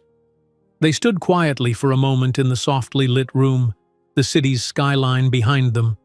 Aurora tried to find the right words to express her gratitude. "I'd never have done any of this if you hadn't given me a chance. I know it's Redwood's culture to empower people, but you were the one who reached out first." He shook his head. "You earned your place, Aurora. That night in the rain." He paused, choosing his words. "You showed me something rare, true empathy with zero expectation of return. That's what I want Redwood to stand for too. Compassion, innovation, and opportunity for those who might not otherwise get it." Aurora swallowed, recalling how that single moment on the sidewalk had set off a chain reaction for both of them. She felt a rush of emotion, gratitude, pride, and something else she couldn't quite name. "Thank you," she murmured softly. David nodded, and a gentle silence settled. Beyond the glass walls, only the faint hum of the ventilation system and distant city traffic could be heard. Aurora realized how late it was. She saved her documents and gathered her things. "I should let you go," David said, stepping aside so she could pass. "Make sure you get home safe." "I will," she promised. "Good night, David." He echoed the farewell, remaining by the doorway as she headed to the elevator. When she glanced back, she saw him standing there, almost pensive. It struck her again that for all his power and status, he carried a quiet humility, one that resonated with her own values. Stepping into the elevator, Aurora felt the day's exhaustion melt into a warm glow. This wasn't just a job or a stroke of luck anymore. She was building a legacy, something that might survive long after her apprenticeship. And David, the stranger she once helped without knowing his name, was guiding Redwood to do the same on a grand scale. Her reflection in the elevator's mirrored walls caught her eye. The woman gazing back wore the slightest of smiles, a quiet confidence. She clutched her folder close. Yes, there was still much to prove, but she was certain. She had finally stepped onto a path that mattered, and she'd walk it with all the dedication she could muster. Weeks turned into a flurry of progress and planning.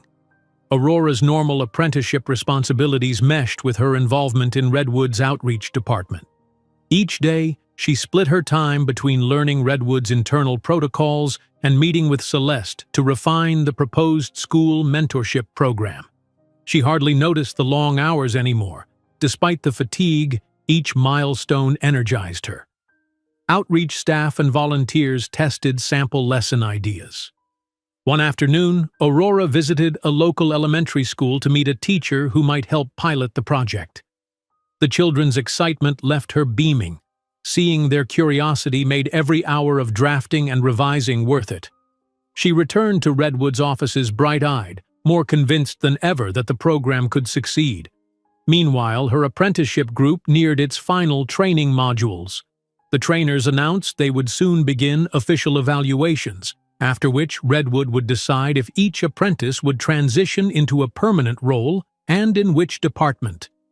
Nervous anticipation buzzed among her peers. "Have you thought about where you want to land?" Belinda asked Aurora one morning over coffee in Redwood's bustling cafeteria. "Some of the others are aiming for design, marketing, even project management. What about you?" Aurora took a moment to reflect. She'd started off excited by design, given her past studio experience. But now, with her heart poured into the mentorship proposal, a new path beckoned. "I love design, but I'm also drawn to Redwood's outreach department," she admitted. "Working with the community kids, bridging that gap, it's like I finally found something that lights me up." Belinda smiled knowingly. "You're a natural fit, just like everyone's been saying. Maybe Redwood will give you a spot there." Aurora hoped so. Still, a flicker of doubt crossed her mind. The outreach department didn't typically hire fresh apprentices right away. They usually picked people who had proven themselves in other areas first. But Aurora pushed aside her worries. If there was even a small chance, she'd give it her all. As part of the final evaluation process, Redwood assigned each apprentice a mentor from their chosen track. Aurora's jaw nearly dropped when she learned that Celeste had personally requested to mentor her. The news arrived via an email from HR. "Dear Aurora, congratulations on advancing to the mentorship phase. You have been paired with Celeste Hamilton from Outreach. Please connect with her for scheduling and responsibilities." Aurora rushed to find Celeste, who was in her office scanning through volunteer sign-up sheets for the program. "You requested me?" Aurora asked, peeking around the door. Celeste looked up with a grin. "Of course. We're already working together and I see real potential in you, not just for the school mentorship program but for Redwood's broader initiatives. If you'd like to focus your evaluation on outreach projects, I'm here to guide you." Relief and excitement flooded Aurora. This might be her best shot at proving she could be a long-term asset to Redwood's outreach team. I'd be honored," she said sincerely. Celeste briefed her. Over the next few weeks, Aurora would assist on multiple outreach tasks, not just the school program. They'd monitor Redwood's charity partnerships, attend staff meetings about social impact budgets, and even visit a local food bank Redwood sponsored. Each experience would shape Aurora's final evaluation. Aurora listened, heart thudding with eagerness. She couldn't wait to step beyond the pilot program into Redwood's greater philanthropic ecosystem. She wanted to learn how these efforts were funded and structured, and how Redwood measured success. Celeste's openness and warmth made the learning curve less intimidating.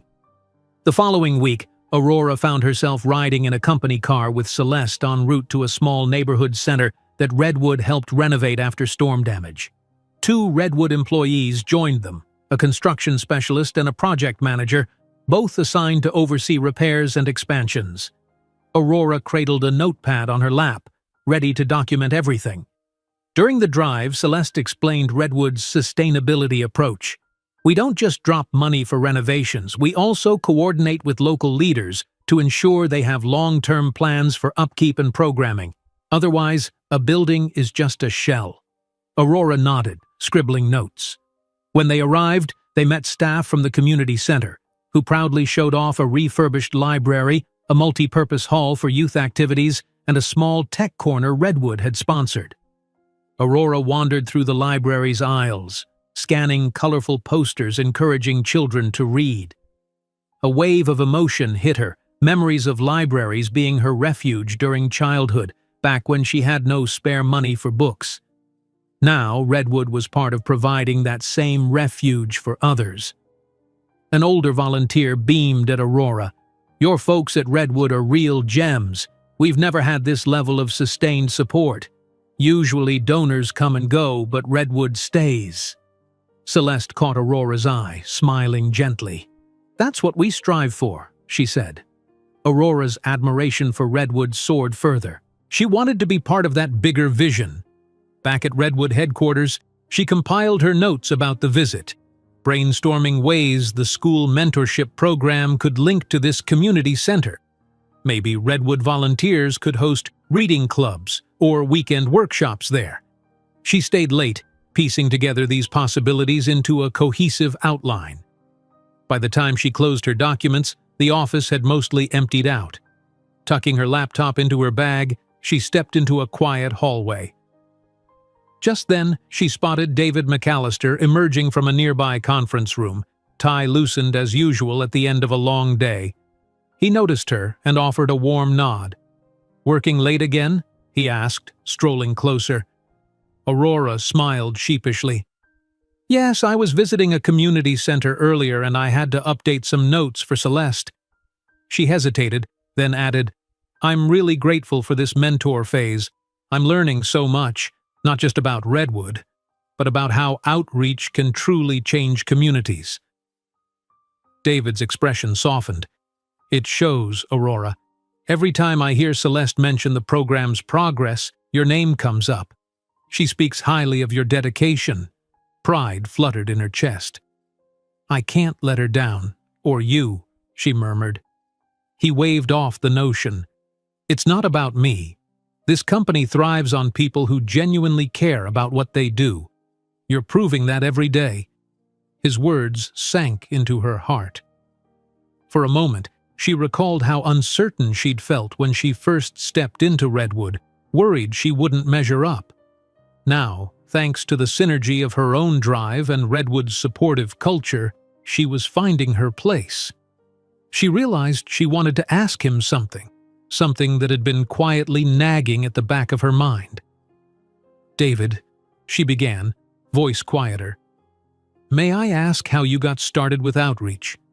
I read about Redwood's philanthropic roots, but you personally, you seem very invested in it." He paused, a thoughtful look crossing his face. "When Redwood was smaller, it was purely tech-focused, but I always had an interest in giving back. My family background—" He broke off momentarily as though weighing whether to continue. "My parents struggled a lot before they found their footing. We didn't have much, but neighbors helped us, sometimes strangers. As Redwood grew, I felt an obligation, no, an opportunity, to be that helping hand for others. It just felt right." Aurora's chest tightened. She thought of that rainy night, a moment when she'd helped him without knowing who he was and how it had led to this. "I understand," she said quietly. "Sometimes it's the smallest kindness that changes someone's entire path." Their eyes met, both recalling that fateful night in the downpour. Neither said it aloud, but it was there, an unspoken recognition that kindness had shaped their bond. David broke the moment with a slight smile, glancing at the clock on the wall. "You should head home before it gets too late," he said gently. "Mia's probably waiting." Aurora nodded, a warm glow spreading through her. "Right, and you should rest too. Thank you again for believing in me, believing in all of us apprentices." He gave a slight wave before she turned to leave. As she walked away, Aurora felt her heart brim with a renewed sense of purpose. She thought of the children at the community center, of Mia, and of all those who'd benefit if Redwood's outreach expanded further. She had found not just a job, but a calling, and she intended to carry it as far as she could. The final stretch of the apprenticeship evaluation loomed. Redwood scheduled official review panels where apprentices would present what they'd learned and propose which department they hoped to join. Most of her peers buzzed with excitement or anxious energy, perfecting their pitch decks and brushing up on corporate lingo.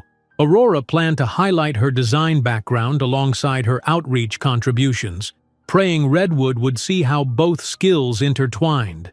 But as the review approached, Celeste dropped a bombshell of news. The Redwood School Mentorship Program had passed internal vetting and was set to be pitched directly to the senior leadership team, and Celeste wanted Aurora to present alongside her. Aurora nearly dropped the stack of documents she was carrying when she heard that. Me? Present to top executives?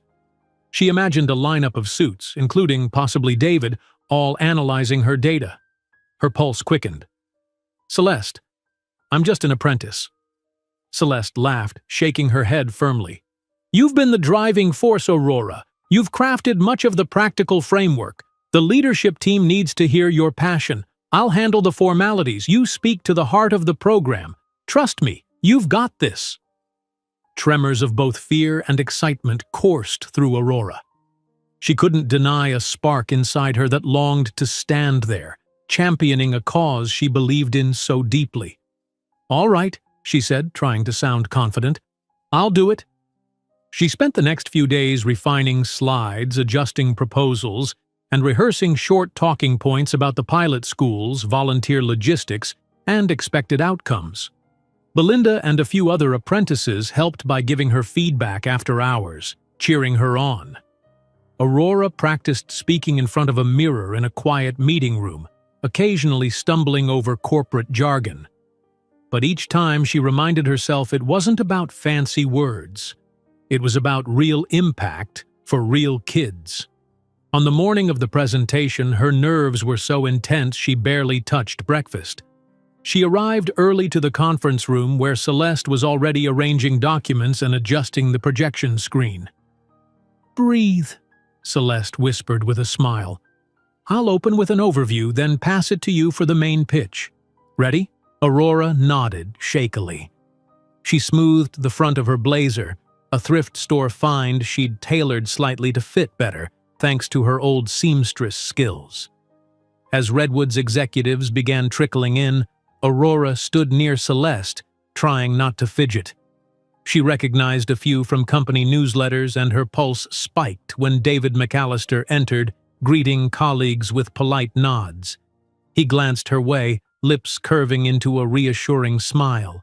Somehow, that simple gesture steadied her pulse. Celeste kicked off the presentation, outlining Redwood's current outreach portfolio, then segued into the exciting new initiative for local schools. She introduced Aurora. The heart behind this proposal, she's been vital in developing the framework. As Aurora stepped forward, a hush fell over the room. She took a breath, recalling her practiced lines. The slides glowed on the screen behind her, showing kids from a pilot classroom experiment, Redwood volunteer signups, and timelines for rolling out the program. She spoke earnestly, less like a corporate drone, more like a passionate advocate. Words flowed from her heart. The importance of early exposure, how Redwood employees could spark kids' imaginations, and how even a few hours a month could shape a child's future. Some executives asked questions about costs, liability, measuring success. Aurora answered as best she could, leaning on the data Celeste had compiled. Others asked how Redwood would ensure volunteers stayed committed. Aurora explained the orientation process she and Celeste had drafted, trainings, checklists, backup plans if a volunteer dropped out. She tried to exude confidence, even though inside she felt like she was navigating shark-filled waters. Throughout the Q&A, David observed quietly, letting others probe details. When the flurry of inquiries died down, he finally spoke. "Thank you, Celeste, Aurora. This aligns beautifully with Redwood's core values. The only concern I'd raise is scale. Once we prove it in 2 or 3 pilot schools, do we have a roadmap to expand district-wide or even city-wide?" Aurora's heart fluttered. His question was big picture. She had an answer, though, because she'd dreamed about it. "Yes," she said, pulling up a final slide she'd stashed. "We have a phased growth plan here. It's ambitious, but if Redwood commits, we could reach dozens of schools in a couple of years." She gestured at the bullet points, highlighting how Redwood's internal volunteer structure could grow alongside partnerships with local education authorities. David's face lit with interest. He shared a quick exchange of glances with the other executives, many of whom nodded thoughtfully. After a brief conference among themselves, the head of Redwood's philanthropic division announced, "We're on board with launching a pilot this quarter. Let's do it." Applause rippled around the table. Celeste discreetly patted Aurora's shoulder, both of them beaming with relief. The executives moved on to next steps, chatting about budget allocations and school contract forms. Through it all, Aurora stood at the front of the room feeling a wave of triumph. She'd done it. Her idea, once scribbled on a tablet during training, was now officially recognized by Redwood's senior leadership, and David's encouraging nod felt like the final seal of approval. When the meeting concluded, executives filed out, some offering handshakes or brief congratulations. David lingered, stepping up to Aurora. "Well done," he said quietly, sincerity in his eyes. "You've done Redwood proud. More importantly, you're going to do a lot of kids proud." Her throat constricted with emotion. "Thank you," she whispered, clutching her folder. "Really, I couldn't have done this without—" He shook his head. "Your own drive brought you here. I just opened a door that you walked through." Then, with a warm smile, he added, "Never forget that." She nodded, blinking back tears. As he turned to exit, Celeste swooped in, practically bouncing on her toes. "We did it. They love it. We're greenlit to start next month." She gave Aurora a quick hug. "This is huge." Aurora managed a shaky laugh. I can't believe it," she said, leaning against the edge of the conference table. But even as disbelief buzzed through her, she felt it give way to joy. All of her past struggles, counting coins at the diner, the tension of living paycheck to paycheck, seemed distant now. She hadn't just changed her own life. She was about to impact countless children in the community. As she left the conference room, her heart soared with gratitude and an eagerness for what lay ahead. The final phase of her apprenticeship still loomed, but today felt like destiny in motion. She had found a cause worth fighting for, a company that believed in her, and most importantly, a belief in herself she'd never felt before. A single act of kindness on a rainy night had led her here, and she intended to make every drop of that kindness count. The days following the successful leadership pitch were a whirlwind of activity. Celeste tasked Aurora with helping prepare for the school mentorship program's pilot launch, coordinating with 2 local elementary schools, finalizing volunteer training sessions, and creating a schedule for the first few visits. The pace was dizzying, and Aurora spent longer hours than ever at Redwood, but every minute felt purposeful. She also couldn't ignore the upcoming final evaluation for her apprenticeship. Redwood's guidelines stated that each apprentice would soon present their cumulative learning to a review panel. Based on that assessment and the input of their assigned mentor, they might receive a permanent job offer.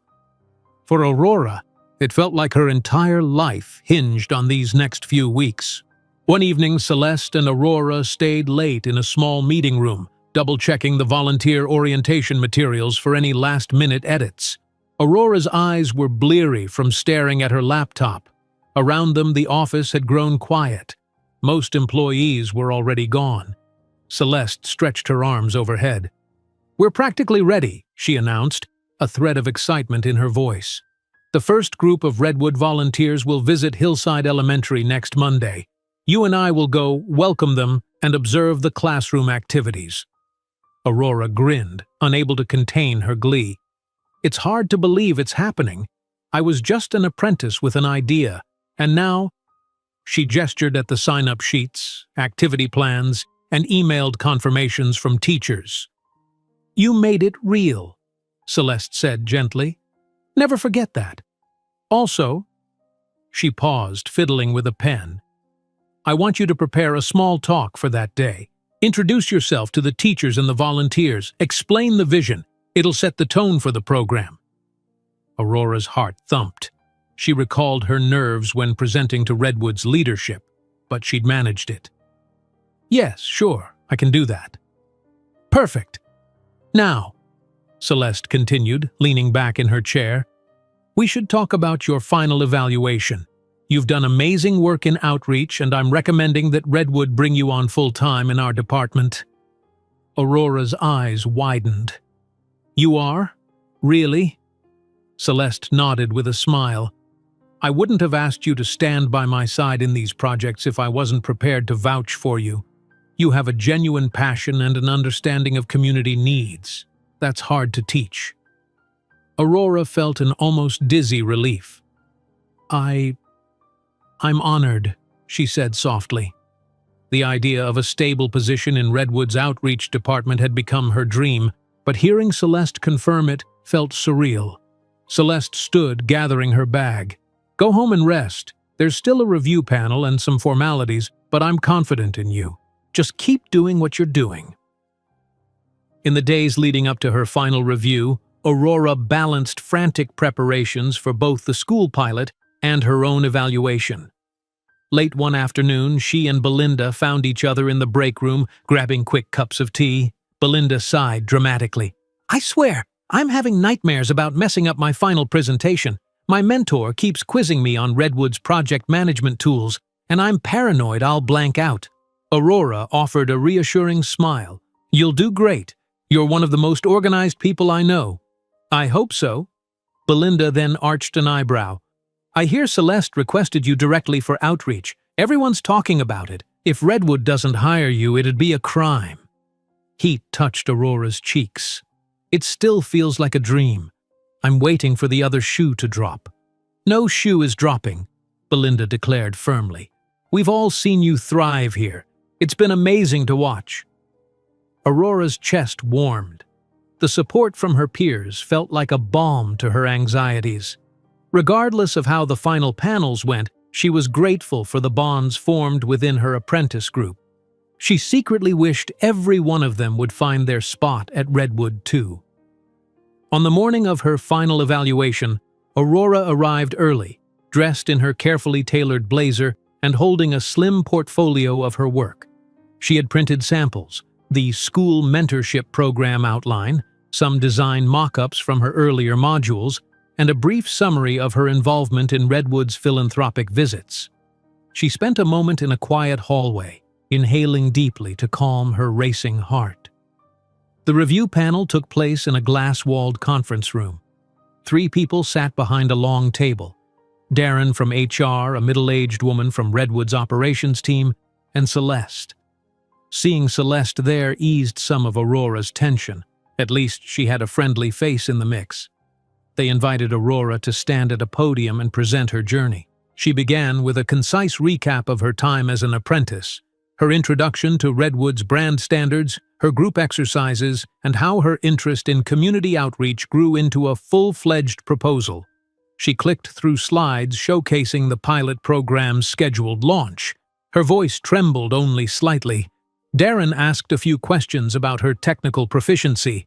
The operations rep inquired about her long-term goals within Redwood. Aurora replied honestly that she hoped to continue bridging design and community engagement, ensuring Redwood's philanthropic initiatives stayed fresh and connected to real needs. Finally, Celeste smiled at Aurora, voice warm. "In my personal assessment, Aurora has exceeded our expectations. She's driven, collaborative, and already has proven leadership skills in launching the school mentorship program. I recommend her for a permanent role in Redwood's outreach department, focusing on youth initiatives and design communications." Aurora's heart soared. Celeste's endorsement felt like a golden key. She held her breath, hoping the other 2 panelists would agree. They consulted quietly, scribbling on forms. After a tense moment of silence, Darren looked up, smiling. "I think we have what we need.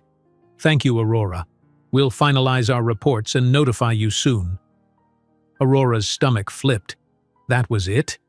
She hoped for an immediate answer, but Redwood's protocol was to complete all apprentice reviews before issuing official offers. She managed a polite nod, thanked them, and exited the conference room with a swirl of relief and nerves. The following day, Redwood hosted a small celebratory gathering for the apprenticeship group, an afternoon social in the lounge, where trainers and mentors offered congratulations on completing the program. The room buzzed with chatter, music playing softly in the background. Apprentices exchanged stories about their review panels, some confident, others worried. Aurora sipped a soft drink, trying to quell her own jitters. She spotted David McAllister entering the lounge, greeting people casually. Though the CEO was busy, he made time to shake hands with each apprentice, a hallmark of Redwood's inclusive culture. When he reached Aurora, he grinned. "I hear you did well in your review," he said, voice low but warm over the lounge's hum. "I think so," she replied, offering a tentative smile. Celeste was very supportive. David nodded. "She believes in you, and so do I." His gaze flicked around to ensure they weren't overheard. Then he added, "Just know, no matter the outcome of this formal process, I'm proud of what you've accomplished, what we've accomplished together." Aurora's cheeks flushed. She glanced around the festive room, recalling where she'd started. Lost in debt, working 2 jobs, caring for Mia. Now she stood among Redwood's best and brightest, forging a new path. "Thank you," she whispered, emotion thick in her throat. He squeezed her hand in a brief, friendly gesture before moving on to speak with other apprentices. She watched him go, heart alive with gratitude. The next day, she'd head to Hillside Elementary for the first official volunteer session. Then, hopefully soon, Redwood would finalize her position. The combination of those 2 milestones felt like a grand crossroad in her life. Early Monday morning arrived with bright sunshine and a crisp breeze. Aurora, Celeste, and a handful of Redwood volunteers pulled up in a company van outside Hillside Elementary. Children were trickling into the building, backpacks bouncing. Aurora's nerves danced, but excitement ruled. This was the pilot launch of the school mentorship program. In a sense, it was the first real test of whether their months of planning would pay off. Inside the school's modest lobby, they were greeted by a beaming principal. "We're thrilled you're here," she said, shaking Celeste's hand, then Aurora's. "Our 5th graders are gathered in the auditorium, eager to meet you." Volunteers lugged in supplies, laptops, small project kits, and colorful poster boards. Aurora led them down the hallway, remembering how she once walked similar halls as a child, longing for experiences that never came. Now, she was on the giving end. The auditorium buzzed with chatter. Rows of bright-eyed kids squirmed in their seats. A few teachers stood at the edges, smiling hesitantly. Aurora's pulse pounded, but she summoned her courage and stepped up to the front, Celeste by her side. Celeste welcomed everyone, explained Redwood's mission, then passed the microphone to Aurora. Swallowing her nerves, Aurora offered a big smile to the children. "Good morning. We're here from Redwood Innovations," she began. "We love using technology and creativity in our jobs, and we want to share some fun activities with you, because who knows, maybe one day you'll be the next great inventor, engineer, or artist." A wave of excitement ran through the students.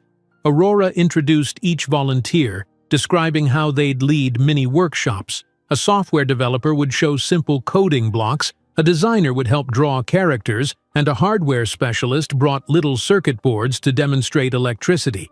The children broke into smaller groups, rotating between stations. Laughter and exclamations of wonder echoed off the auditorium walls. Aurora wandered from group to group, snapping photos, checking on volunteers, guiding a kid who got stuck. She couldn't stop smiling. Seeing curiosity bloom in these young faces was everything she'd hoped for. Near the end of the session, a shy boy tugged at Aurora's sleeve. "Miss, how do I become a person who works at Redwood someday? Do I have to be super smart already?" Her heart squeezed. She knelt to his eye level. "You can do it if you stay curious, keep learning, and never stop trying," she said gently. "Sometimes people help us along the way. Even if we come from a place where we think it's impossible, there's always a path forward. Promise." His eyes lit up. "Cool," he whispered, a small grin forming. Aurora felt a lump in her throat. She remembered Mia at that age, remembered her own younger self, craving that same reassurance. Now she was giving it back. As the volunteers packed up, the principal thanked them profusely, praising how engaged the students were. Aurora exchanged elated glances with Celeste. Outside, loading the van, the Redwood team chattered about how well it had gone, how they couldn't wait to do it again. Driving away, Aurora looked out the van window at the receding school building. The feeling coursing through her was more than mere satisfaction. It was fulfillment, a deep sense of contributing to something bigger than herself. She wanted to do this for countless more schools, bridging hope and opportunity in a way she never thought possible. And through it all, she knew her Redwood journey was reaching a pivotal moment. She had done what she set out to do, prove she could make a genuine difference, prove that one small act of kindness, one choice to help a stranger, could reverberate far beyond a single life. As they turned onto the main road, Aurora allowed herself to hope that Redwood would see what she'd accomplished and cement her place here permanently. The next few days ran on pure adrenaline. After the resounding success at Hillside Elementary, word traveled fast through Redwood's corridors. Celeste received emails from other schools curious about the mentorship program, and Redwood volunteers began inquiring about scheduling additional visits. Aurora hovered at the center of it all, exhilarated by the momentum. And yet, amid the triumph, she couldn't ignore a mounting tension. Every apprentice awaited an official verdict about their permanent placement. HR had informed them that final decisions would roll out soon, by email or direct notification.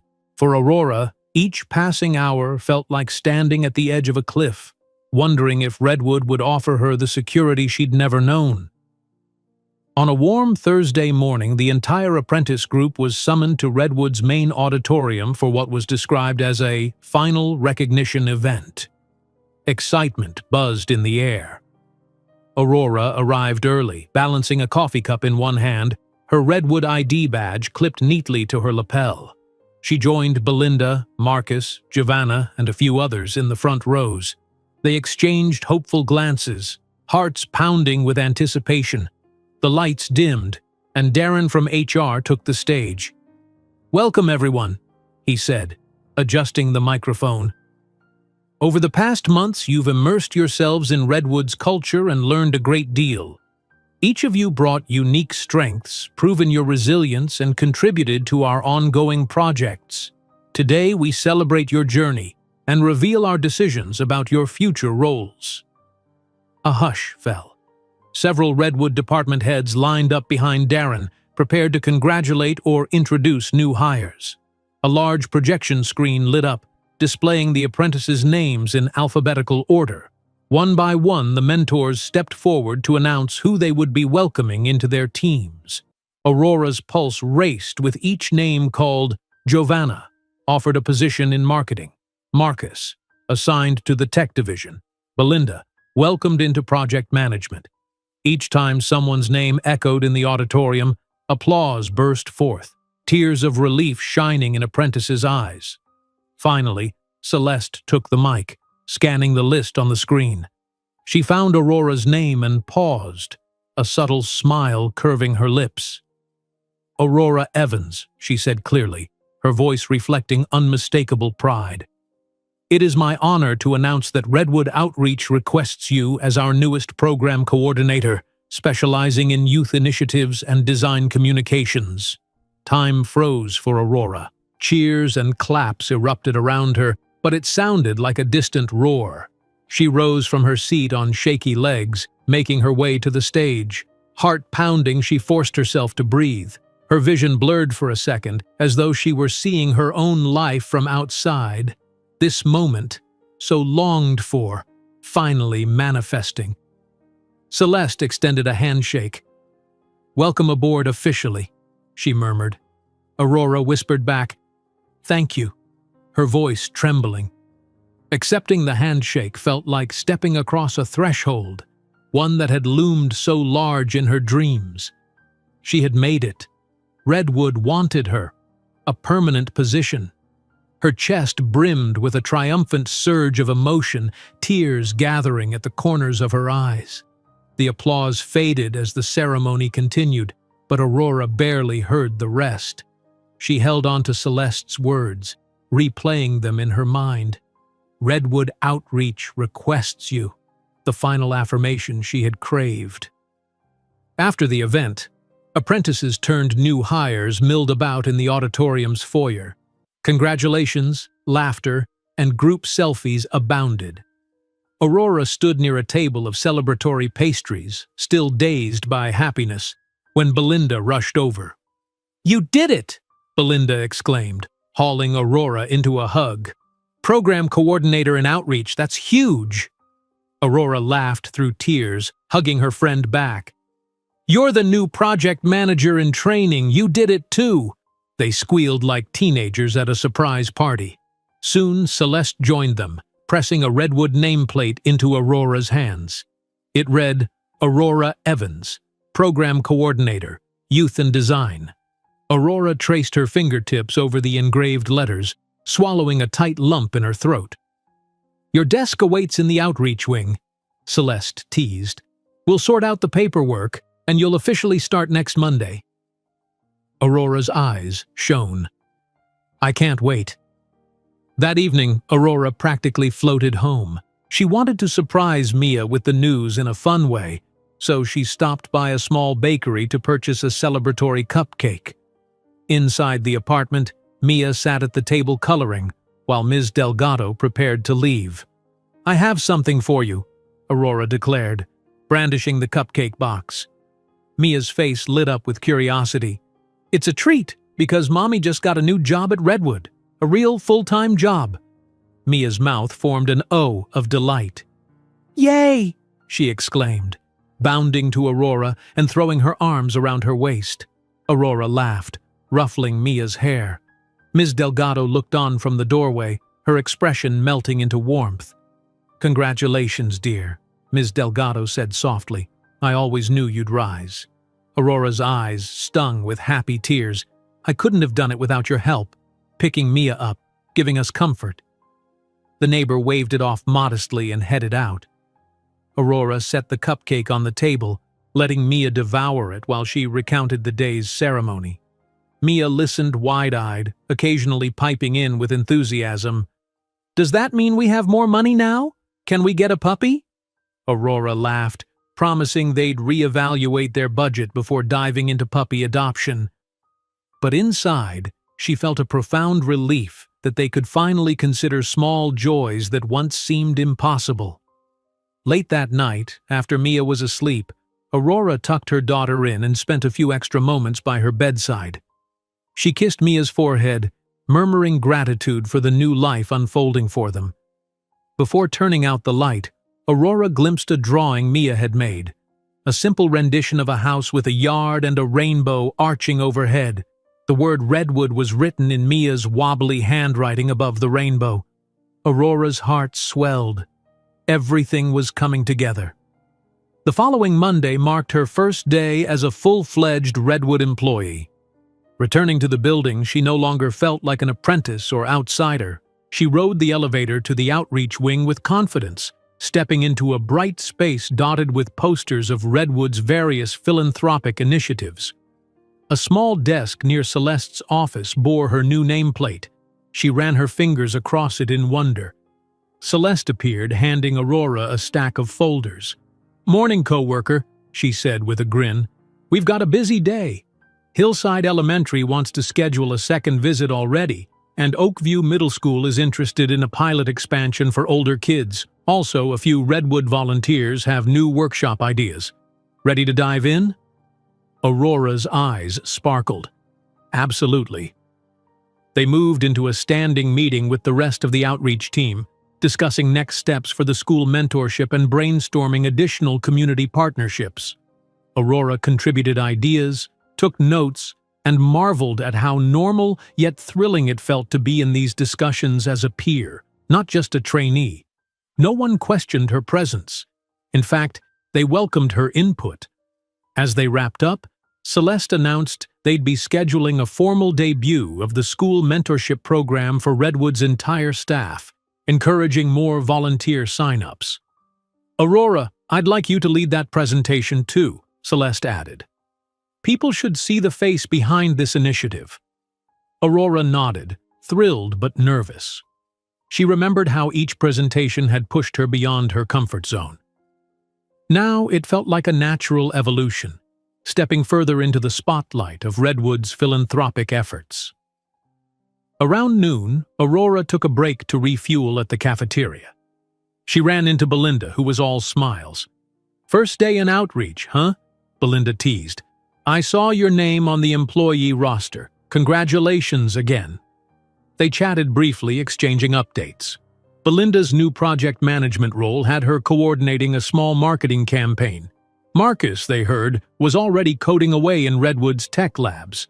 Their entire apprenticeship cohort seemed to be blossoming.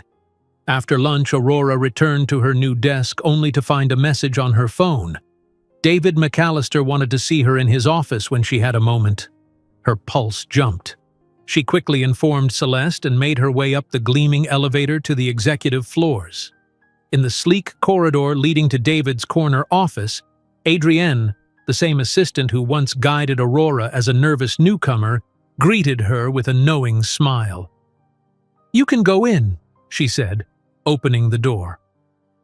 Aurora stepped inside. The space was as pristine and light-filled as she remembered. David stood at the window, gazing over the city. He turned at her approach, wearing a relaxed expression. "Hello, Aurora," he said, motioning for her to sit on a small sofa. He joined her there, leaning forward with easy warmth. "I hear you've officially started in outreach. Congratulations. Again." "Thank you," Aurora said, breath still catching in her throat.